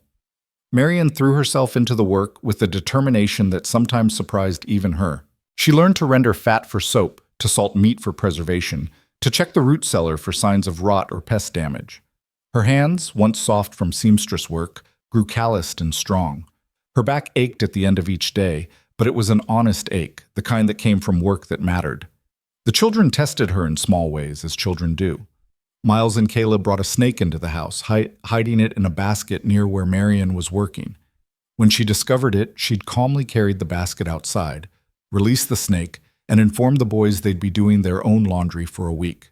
They'd grumbled but accepted the consequence without argument, and the next day Miles had shyly asked her to teach him how to darn his own socks. Rose tested her differently, with questions that came at bedtime when the little girl was supposed to be sleeping. "If you got married, would you leave us? And do you think about your real family? And once, heartbreakingly, do you wish you had different children instead of us?" Marion had pulled Rose into her lap for that question, holding her close. "Sweetheart, I don't have any other children. I just have you and your brothers, and I wouldn't trade any of you for anything in the world. Not even for real ones. You are real, Marion had said firmly. You're as real as it gets. But it was Evan who tested her most, with his silences and his watchful eyes, and the way he sometimes looked at her like he was waiting for her to prove him wrong about something. He worked from dawn to dark alongside his father, shouldering responsibilities no 13-year-old should have to carry, and he rarely asked for anything, which was why Marion noticed when he started struggling with his reading lessons. She'd found him one evening in the barn, sitting in the loft with a book open on his lap and frustration written across his young face. He didn't hear her approach, and when she climbed the ladder, he startled and tried to hide the book. "I'm just taking a break," he said defensively. "May I?" Marion gestured to the space beside him. He shrugged, which she took as permission. She settled onto the hay and glanced at the book, a worn copy of adventure stories, the kind boys his age typically devoured. "Having trouble with that one?" she asked gently. "No." Then after a pause, "Maybe. Some of the words are strange. Can I help?" Evan's jaw tightened. "Pa says reading is important, says I need to keep up with it, even with all the ranch work, but he doesn't have time to help, and I don't want to bother him with it when he's already doing so much." "What if you bothered me instead?" Evan looked at her suspiciously. "You'd do that. I was a seamstress, but before that I helped in a school for a few years. I'm good with reading, and I'd like to help if you'll let me." He studied her face for a long moment, then slowly handed her the book. They sat together in the warm dimness of the barn while Marion helped him work through the difficult passages, explaining words and context without making him feel foolish for not knowing. By the time they climbed down from the loft, something had shifted between them. The next evening, Evan appeared at the kitchen table after supper with his book. "If you're not too busy," he said quietly. Marion smiled. "I'm never too busy for this." It became a nightly ritual. After the dishes were done and the younger children were getting ready for bed, Evan would bring his book and Marion would sit with him, helping him improve not just his reading, but his understanding of what he read. Sometimes Miles and Caleb would join them, drawn by the sound of Marion's voice as she read aloud from the more exciting passages. Even Rose would creep close, her doll tucked under her arm, listening with wide eyes to stories of adventure in distant lands. Lucas would watch from his chair by the fire, mending tack or going over accounts, and sometimes Marion would catch him smiling at the scene they made. His children gathered around this woman who'd arrived with nothing and somehow become essential to their lives. One particularly cold evening in mid-November, a neighbor stopped by with news that sent ripples through the small community. The Hargrove family, who ranched about 15 miles west, had lost their barn to a fire. No one was hurt, but they'd lost most of their winter feed and several head of cattle. The neighbor was organizing a work party to help rebuild before the snow came. "I'll be there," Lucas said immediately. "Evan, you'll come with me. We'll leave before dawn tomorrow." After the neighbor left, Lucas turned to Marion. "It'll be 3, maybe 4 days of work. Can you manage here with just the little ones?" "Of course," Marion said, though the thought of Lucas and Evan being gone sent an unexpected flutter of anxiety through her chest. "We'll be fine." The next morning, she woke to find Lucas already loading the wagon with tools and supplies. Evan was checking harnesses, his breath misting in the pre-dawn darkness. Marion had risen early to pack food for their journey, bread and cheese and dried meat, along with a tin of cookies she'd made the day before. Lucas accepted the basket with a nod of thanks, then paused. "You've got the rifle?" "In the pantry, like you showed me.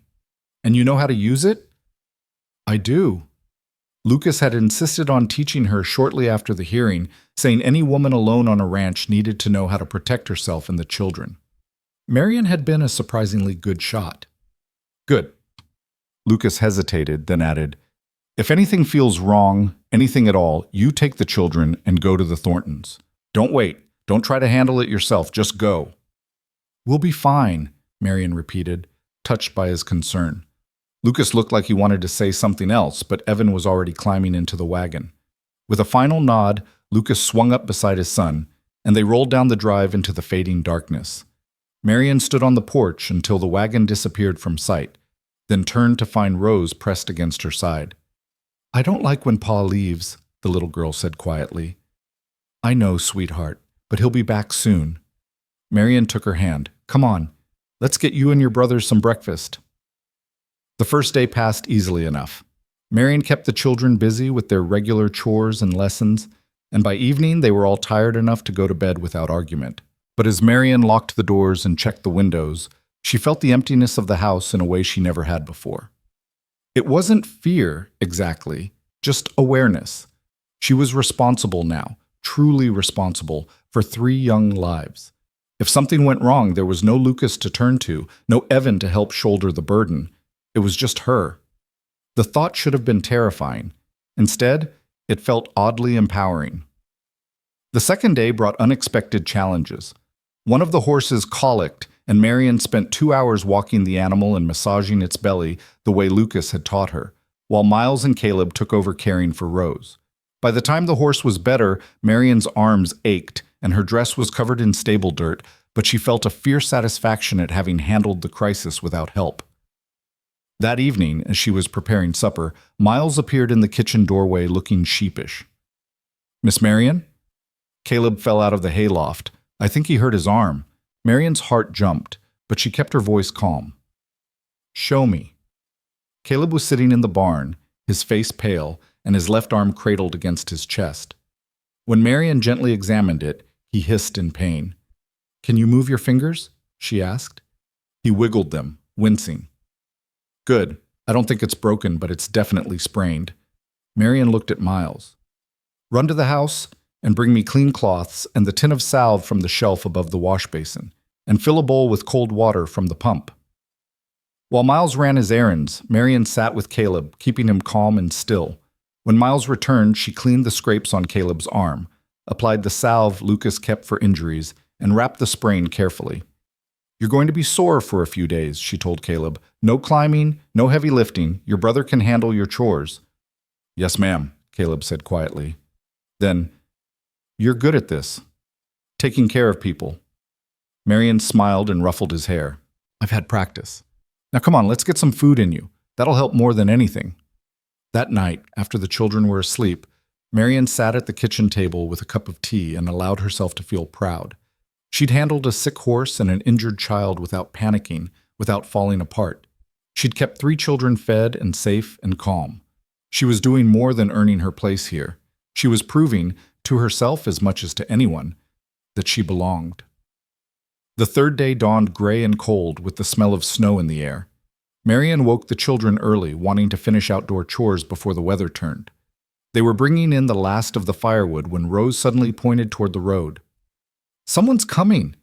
Marion's hand instinctively went to her pocket, where she'd been keeping a small knife since Lucas left.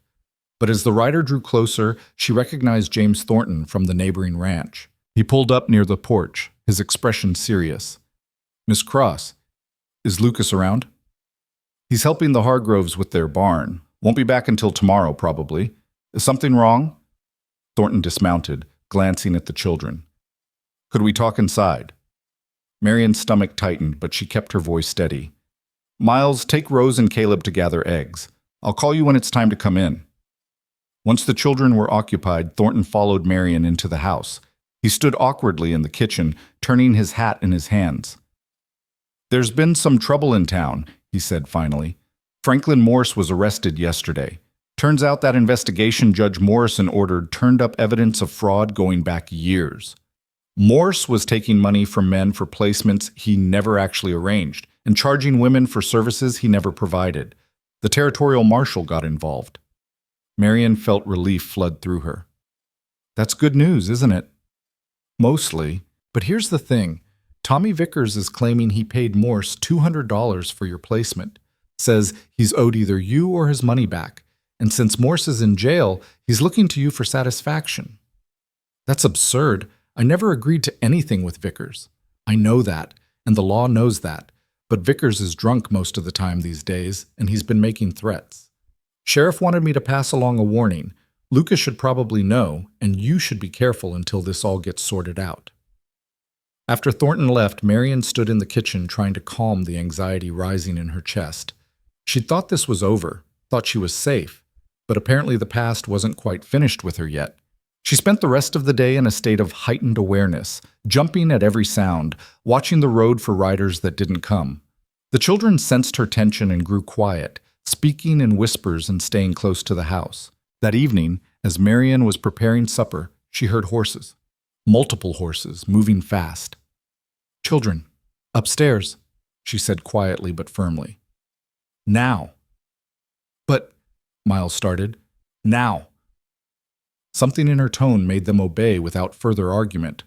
Rose started to cry, but Caleb took her hand and led her toward the stairs. Miles hesitated at the bottom, clearly torn between obeying and staying to help. "Go," Marian said. "Lock yourselves in your room and don't come out until I tell you it's safe." She waited until she heard the door close upstairs, then retrieved the rifle from the pantry. Her hands were steady as she loaded it, muscle memory taking over. She positioned herself by the window where she could see the approaching riders without being easily seen herself. 3 men. One was definitely Tommy Vickers, swaying in his saddle even at a distance. The other 2 she didn't recognize, friends of his probably, or men he'd paid to back his play. They pulled up in this yard and Vickers dismounted with the exaggerated care of someone very drunk. He shouted toward the house, his words slurred but his intent clear. "Marian Cross, you come out here. We got business to settle." Marian opened the door but stayed behind it, the rifle held steady and ready. "Mr. Vickers, you're trespassing. I'm going to have to ask you to leave." Vickers laughed, the sound ugly. "You gonna make me? You and what army?" "Me and this Winchester," Marian said calmly. "I'm a very good shot, Mr. Vickers. Mr. Hart made sure of that. Now, I'll ask one more time. Please leave this property." One of the other men leaned down to say something to Vickers, but Vickers shook him off. "I paid good money for you, $200. You think you can just— You paid money to a criminal who made you promises he had no right to make," Marian interrupted. "That's between you and Mr. Morse. It has nothing to do with me." "The hell it doesn't." Marian raised the rifle slightly, enough that Vickers could see it clearly. "I don't want to shoot you, Mr. Vickers, but I will protect this property and the children in my care. You need to leave. Right now." For a long moment, they stood in a tense standoff. Then one of the other men said something low and urgent, and Vickers seemed to deflate slightly. He glared at Marian with bleary eyes, but he remounted his horse. "This isn't over," he said. "Yes, it is," Marian replied. "Go home, Mr. Vickers. Sleep it off, and don't come back here." They rode off, Vickers cursing and the others trying to quiet him. Marian stood in the doorway until they were out of sight, then carefully lowered the rifle. Her hands were shaking now, the adrenaline catching up with her. "Miss Marian?" Miles's voice came from behind her, small and frightened. She turned to find all 3 children on the stairs, Rose crying silently, and the boys pale, but trying to be brave. "It's all right," Marian said, setting the rifle aside and going to them. "They're gone. Everything's all right." Rose launched herself at Marian, wrapping her arms around her waist and sobbing. Marian held her close, gesturing for the boys to come closer too. They stood together in a tight knot, and Marian felt her own heart rate slowly returning to normal. "You were so brave," Miles whispered. "You didn't even look scared." "I was terrified," Marian admitted. "But sometimes being brave means doing what needs to be done, even when you're scared. And I needed to protect you. That was more important than being afraid." That night, she let all 3 children sleep in the main room by the fire, making pallets from blankets and staying awake herself to keep watch, just in case. But Vickers didn't return. When Lucas and Evan rode up the next afternoon, Marian was hanging laundry in the yard. She heard the wagon and turned, and something in her face must have shown because Lucas was off the seat and striding toward her before Evan had even set the brake. "What happened?" he demanded. Marian told him everything, Thornton's warning, Vickers' visit, how she'd handled it. Lucas's expression grew darker with every word, but when she finished, he surprised her. "You did exactly right," he said quietly. "You kept the children safe. You didn't back down, and you didn't shoot unless you had to. I'm proud of you." The words hit Marian harder than she expected. Proud. When was the last time anyone had said that to her? "I was so scared," she admitted. "The whole time I was terrified I'd do something wrong, that someone would get hurt." But they didn't. You handled it. Lucas paused, then added, I'm sorry I wasn't here. You were where you needed to be, and I was where I needed to be.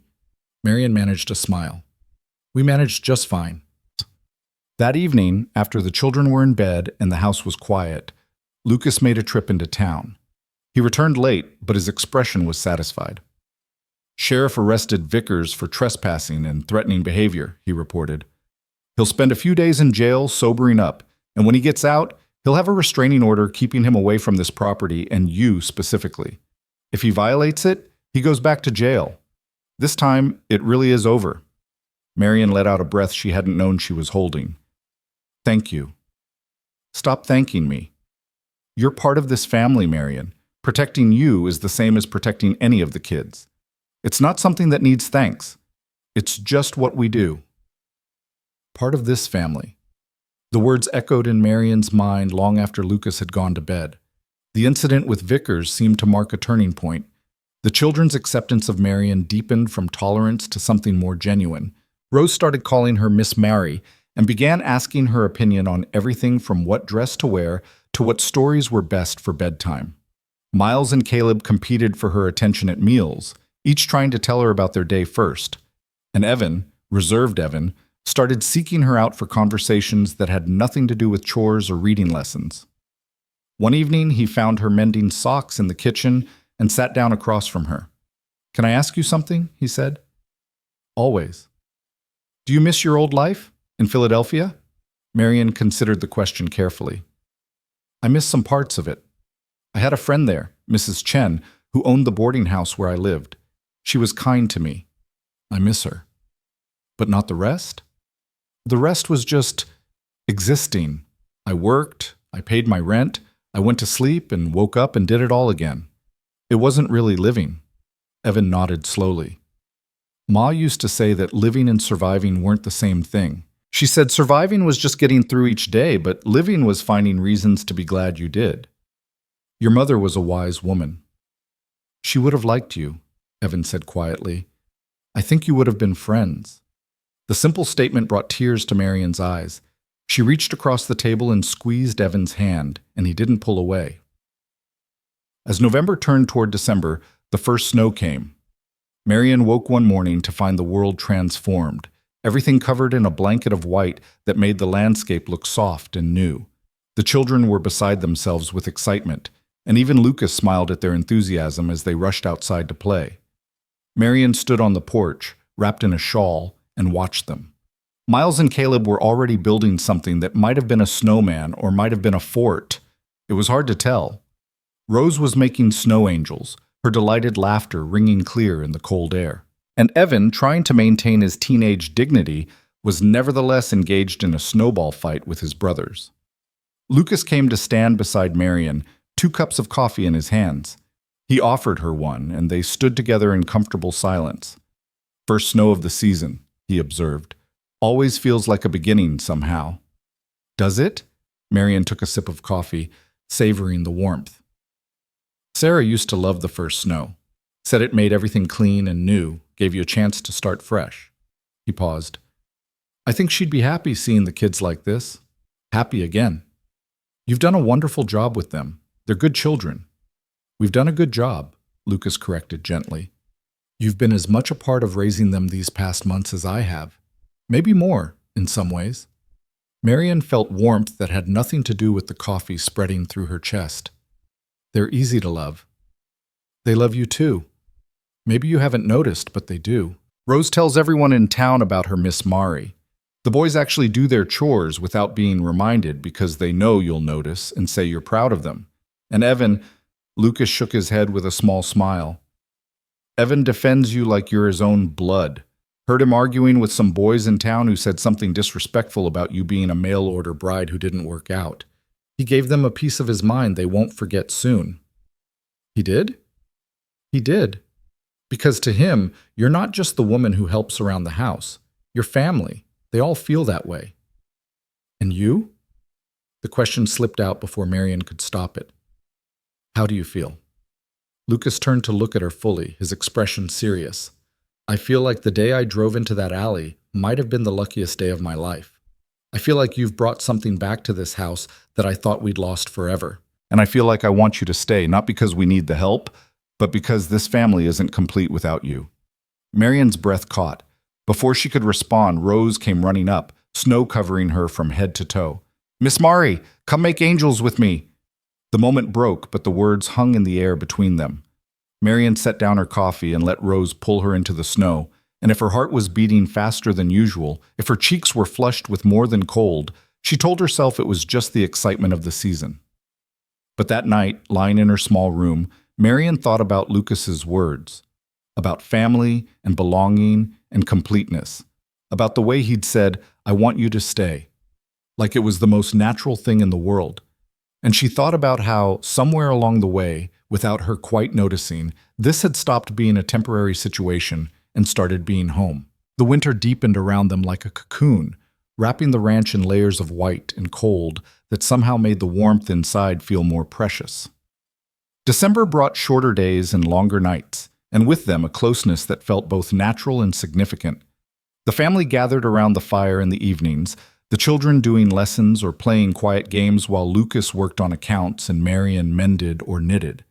It felt like they'd always been this way, like there had never been a time when Marion wasn't part of this constellation of lives orbiting each other in comfortable rhythm. But beneath the surface calm, something was shifting.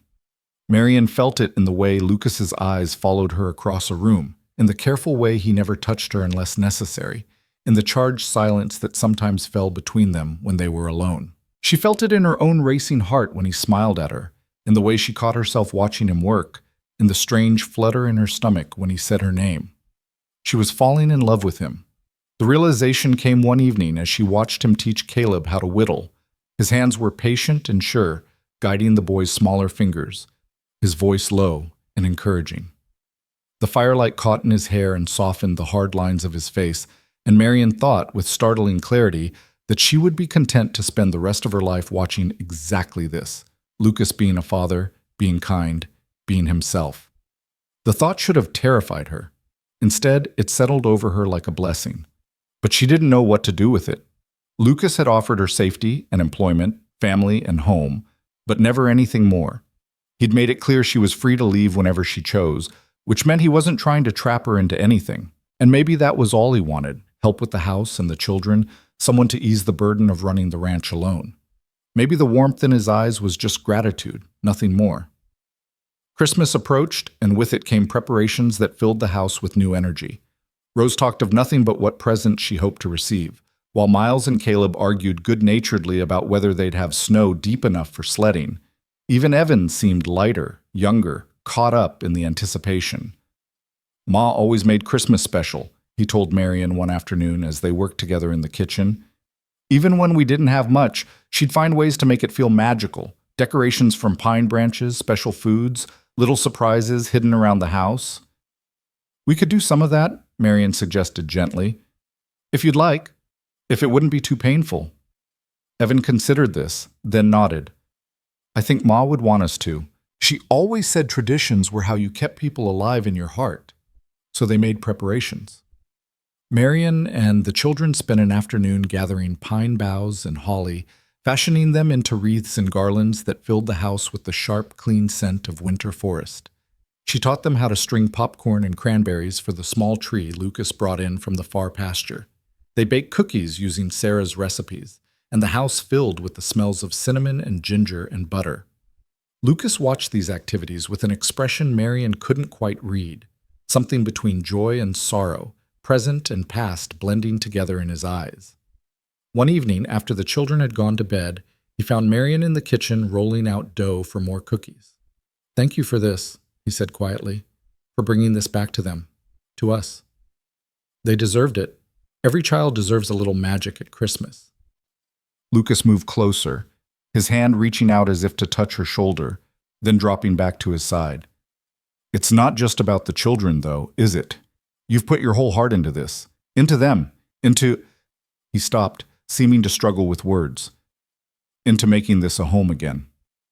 "It is home," Marion said simply. "For me, I mean. It's become home." "Good." Lucas's voice was rough. That's good." He left quickly after that, and Marian stood alone in the kitchen wondering what he'd been about to say, what words had caught in his throat and refused to come out. Christmas Eve arrived with clear skies and temperatures cold enough to make breathing painful. But inside the house, everything was warm and bright. They had a special dinner, roast chicken and potatoes and all the treats they'd been making for days. The children were wild with excitement, barely able to sit still through the meal. After dinner, they gathered in the front room where the tree stood decorated with their handmade ornaments. Lucas read aloud from a book of winter stories while the children listened with rapt attention. Rose fell asleep against Marian's shoulder halfway through, and when the story ended, Lucas carried her to bed while Marian herded the boys upstairs. When she came back down, Lucas was standing by the tree, looking at something in his hands. He turned when he heard her, and she saw it was a small wooden ornament, a star, carved with delicate precision. "Sarah made this our first Christmas together," he said softly. "I was going to hang it, but I wanted to ask, would it bother you, having reminders of her everywhere?" Marian moved closer, looking at the star. It was beautiful, clearly made with love and care. "Lucas, Sarah was your wife. She was the children's mother. She built this home with you. Why would I want to erase that?" "Some women would. Some women would want to replace her, start fresh, not live in the shadow of someone else." "I'm not trying to replace her. I could never replace her." Marian met his eyes. "I'm just trying to be myself here, with all of you. If that means living alongside Sarah's memory, I'm honored to do it. She sounds like she was an amazing woman." Lucas's throat worked as he swallowed hard. "She was. But so are you, Marian, in completely different ways, but just as amazing." He hung the star at the top of the tree, and they stood together looking at it. The firelight flickered, casting dancing shadows on the walls, and outside the wind whispered against the windows. "I need to tell you something," Lucas said abruptly. "I've been trying to find the right time, the right words, but there isn't a right time, and I don't have the right words, so I'm just going to say it plain." Marian's heart began to pound. "All right. When I saw you in that alley, I thought I was just helping someone in need, doing the right thing, like anyone should.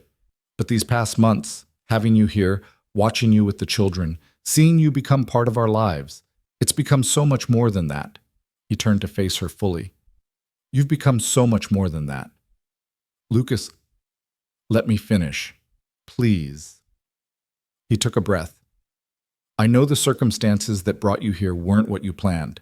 I know you came to Wyoming looking for one kind of life and found something completely different. And I know I have no right to ask for more than you've already given us. But I'm asking anyway." He reached out and took her hand, his fingers warm and slightly rough against hers. "Marry me, Marian. Not because you owe me anything, or because you need security, or because there's any kind of obligation. Marry me because I've fallen in love with you, and I want to spend the rest of my life making you as happy as you've made us. Marry me because when I think about the future, I can't imagine it without you in it." Marian felt tears spilling down her cheeks. "You love me." "I love you. I think I started falling the moment you stood up to Morrison Vickers, all dignity and strength even when you had nothing. I fell harder watching you with Rose, with all the kids, seeing how naturally you loved them even when you had no reason to. And I fell completely somewhere in the middle of all these ordinary days, these simple moments of just living life together." "I love you too," Marian whispered. "I didn't know if I should, if I could, but I do. I love you and I love your children, and I love this life we've built. But Lucas, are you sure? I'm not Sarah. I'll never be Sarah. I don't want you to be Sarah. I want you to be Marian, brave, kind, stubborn Marian who makes the best apple pie I've ever tasted and who can outshoot half the men in the county and who taught my son to love reading again. That's who I want to marry. That's who I love." Marian laughed through her tears. "Then yes. Yes, I'll marry you." Lucas pulled her close, and she went willingly, fitting against him like she'd been made for exactly this space. He held her for a long moment, his face buried in her hair, and she felt him trembling slightly.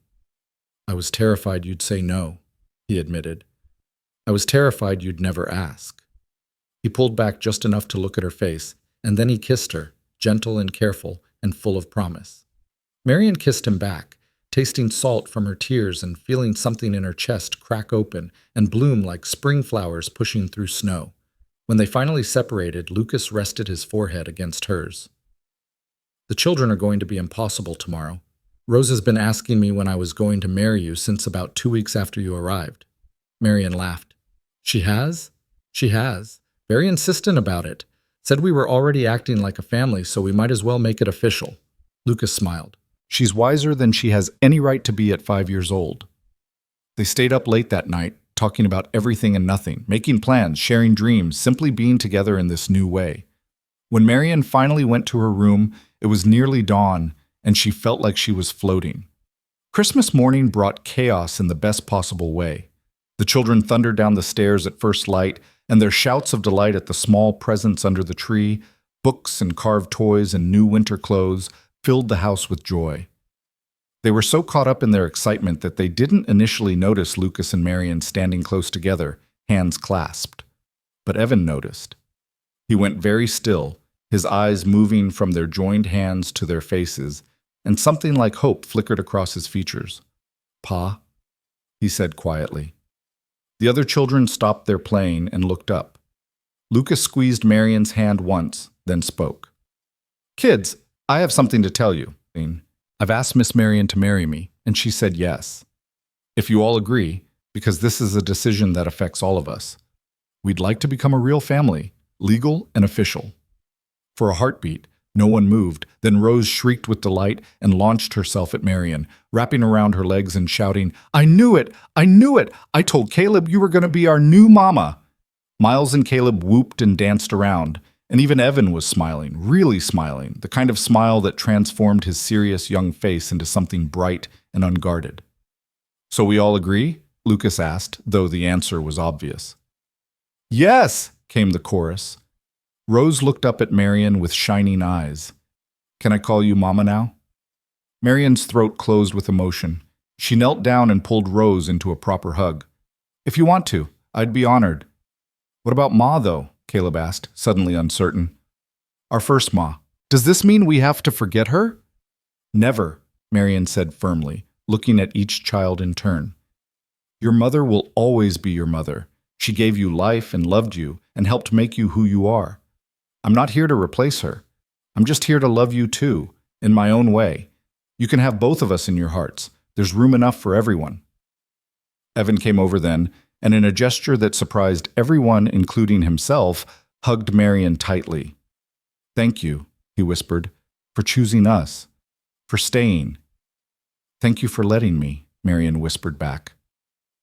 The rest of Christmas passed in a blur of happiness. They ate too much, played games, told stories, and basked in the warmth of being together. Lucas kept finding excuses to touch Marian, a hand on her back as he passed, fingers brushing hers as they worked side by side, stolen kisses when the children weren't looking. That evening, after the excitement had died down and the children were finally in bed, Marian and Lucas sat together on the porch despite the cold. The stars were impossibly bright, and the snow-covered land stretched out peaceful and silent. "When should we do it?" Lucas asked. "The wedding?" "Soon," Marian said. "I don't need a big ceremony, just something simple, with the children there." "New Year's Day," Lucas suggested. "Start the new year as we mean to go on, together." "Perfect." They were married on the first day of January in the small church in town, with just the children and a few close neighbors as witnesses. Marian wore a dress she'd made herself from fabric Lucas had bought as a Christmas gift, deep blue wool that brought out her eyes. Rose served as flower girl, scattering dried rose petals with solemn concentration. Evan stood beside his father, and Miles and Caleb sat in the front row, trying very hard to sit still. The ceremony was simple and brief, but when Lucas slipped a plain gold band on Marian's finger and promised to love and cherish her, she felt the weight and truth of those words settle into her bones. When she made her own promises, she meant every word. They were sealing something that had already been built over months of shared work and shared life, making official what had already become real in their hearts. After the ceremony, they returned to the ranch for a celebration meal. The neighbors had brought food, and the house filled with talk and laughter. But eventually the guests left, and it was just the 6 of them, a family, complete and whole. That night, as Marian tucked Rose into bed, the little girl grabbed her hand. "Mama? Yes, sweetheart?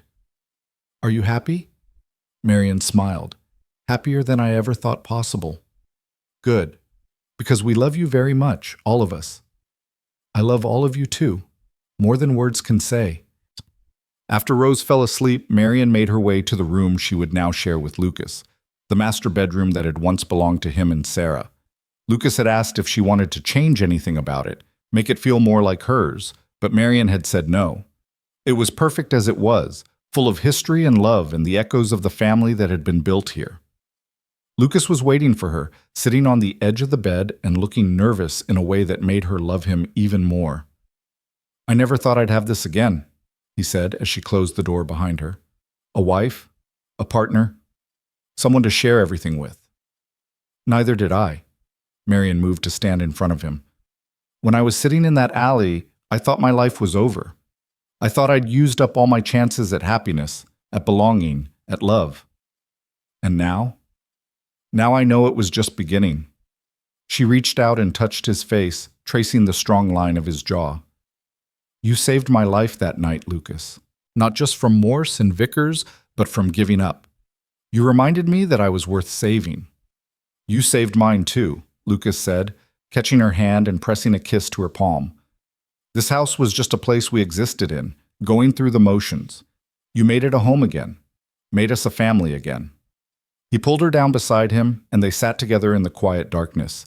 Two people who'd both known loss and loneliness, who'd both learned that sometimes the end of one story was just the beginning of another. The winter passed in a series of small, perfect moments. Mornings waking up beside Lucas, feeling the solid warmth of him and knowing he was hers. Evenings with all the children gathered close, reading or talking or just being together. The daily work of the ranch that felt less like labor and more like living, every task a thread in the tapestry of their shared life.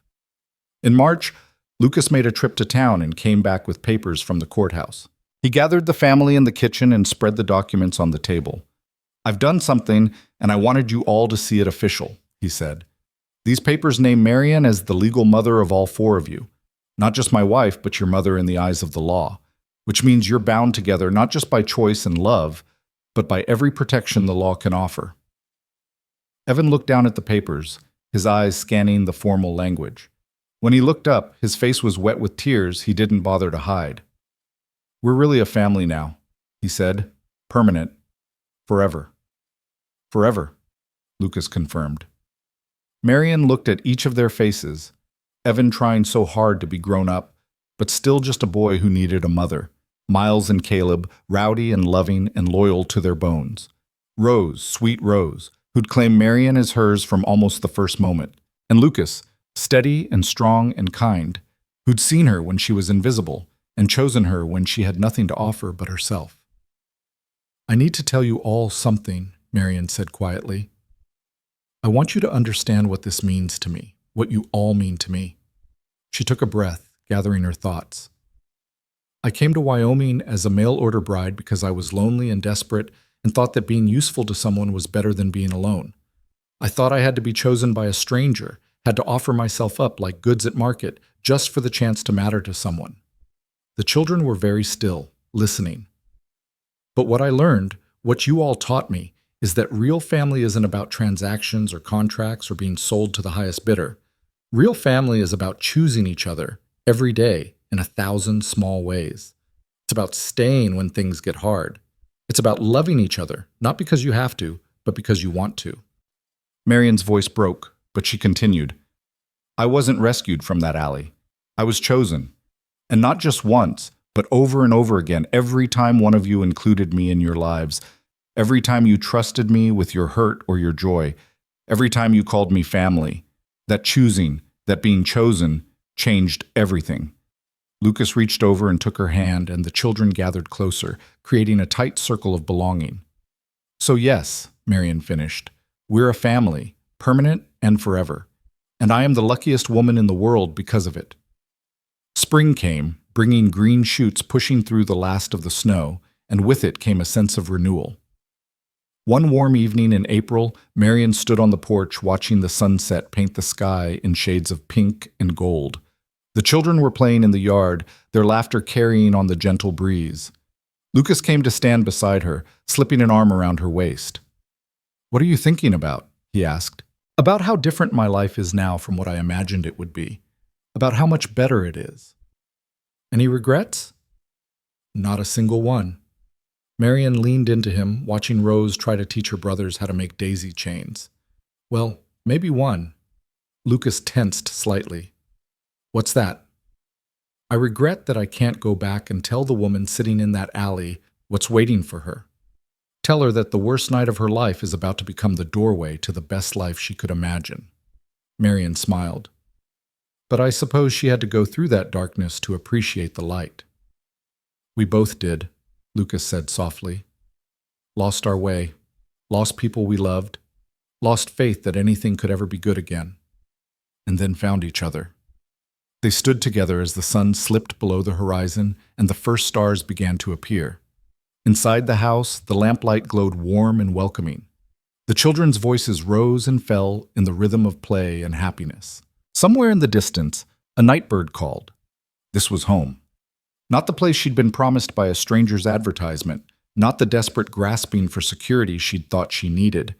This was real, messy and beautiful, and earned through showing up day after day, through choosing and being chosen, through love that grew from shared work and shared life. Marion Cross Hart had come to Wyoming with nothing but a carpetbag and fading hope. She'd been rejected, stolen from, threatened, and nearly broken. But she'd also been seen, protected, valued, and ultimately loved. She'd been sold like cattle and abandoned like trash. And then a cowboy had said 4 simple words that changed everything. "Get up, you're coming home." And she had. She'd gotten up, she'd come home, and in doing so, she'd found something more precious than she'd ever dared to dream. Not just shelter or security, but belonging.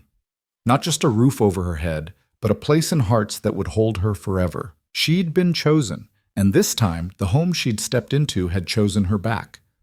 That made all the difference.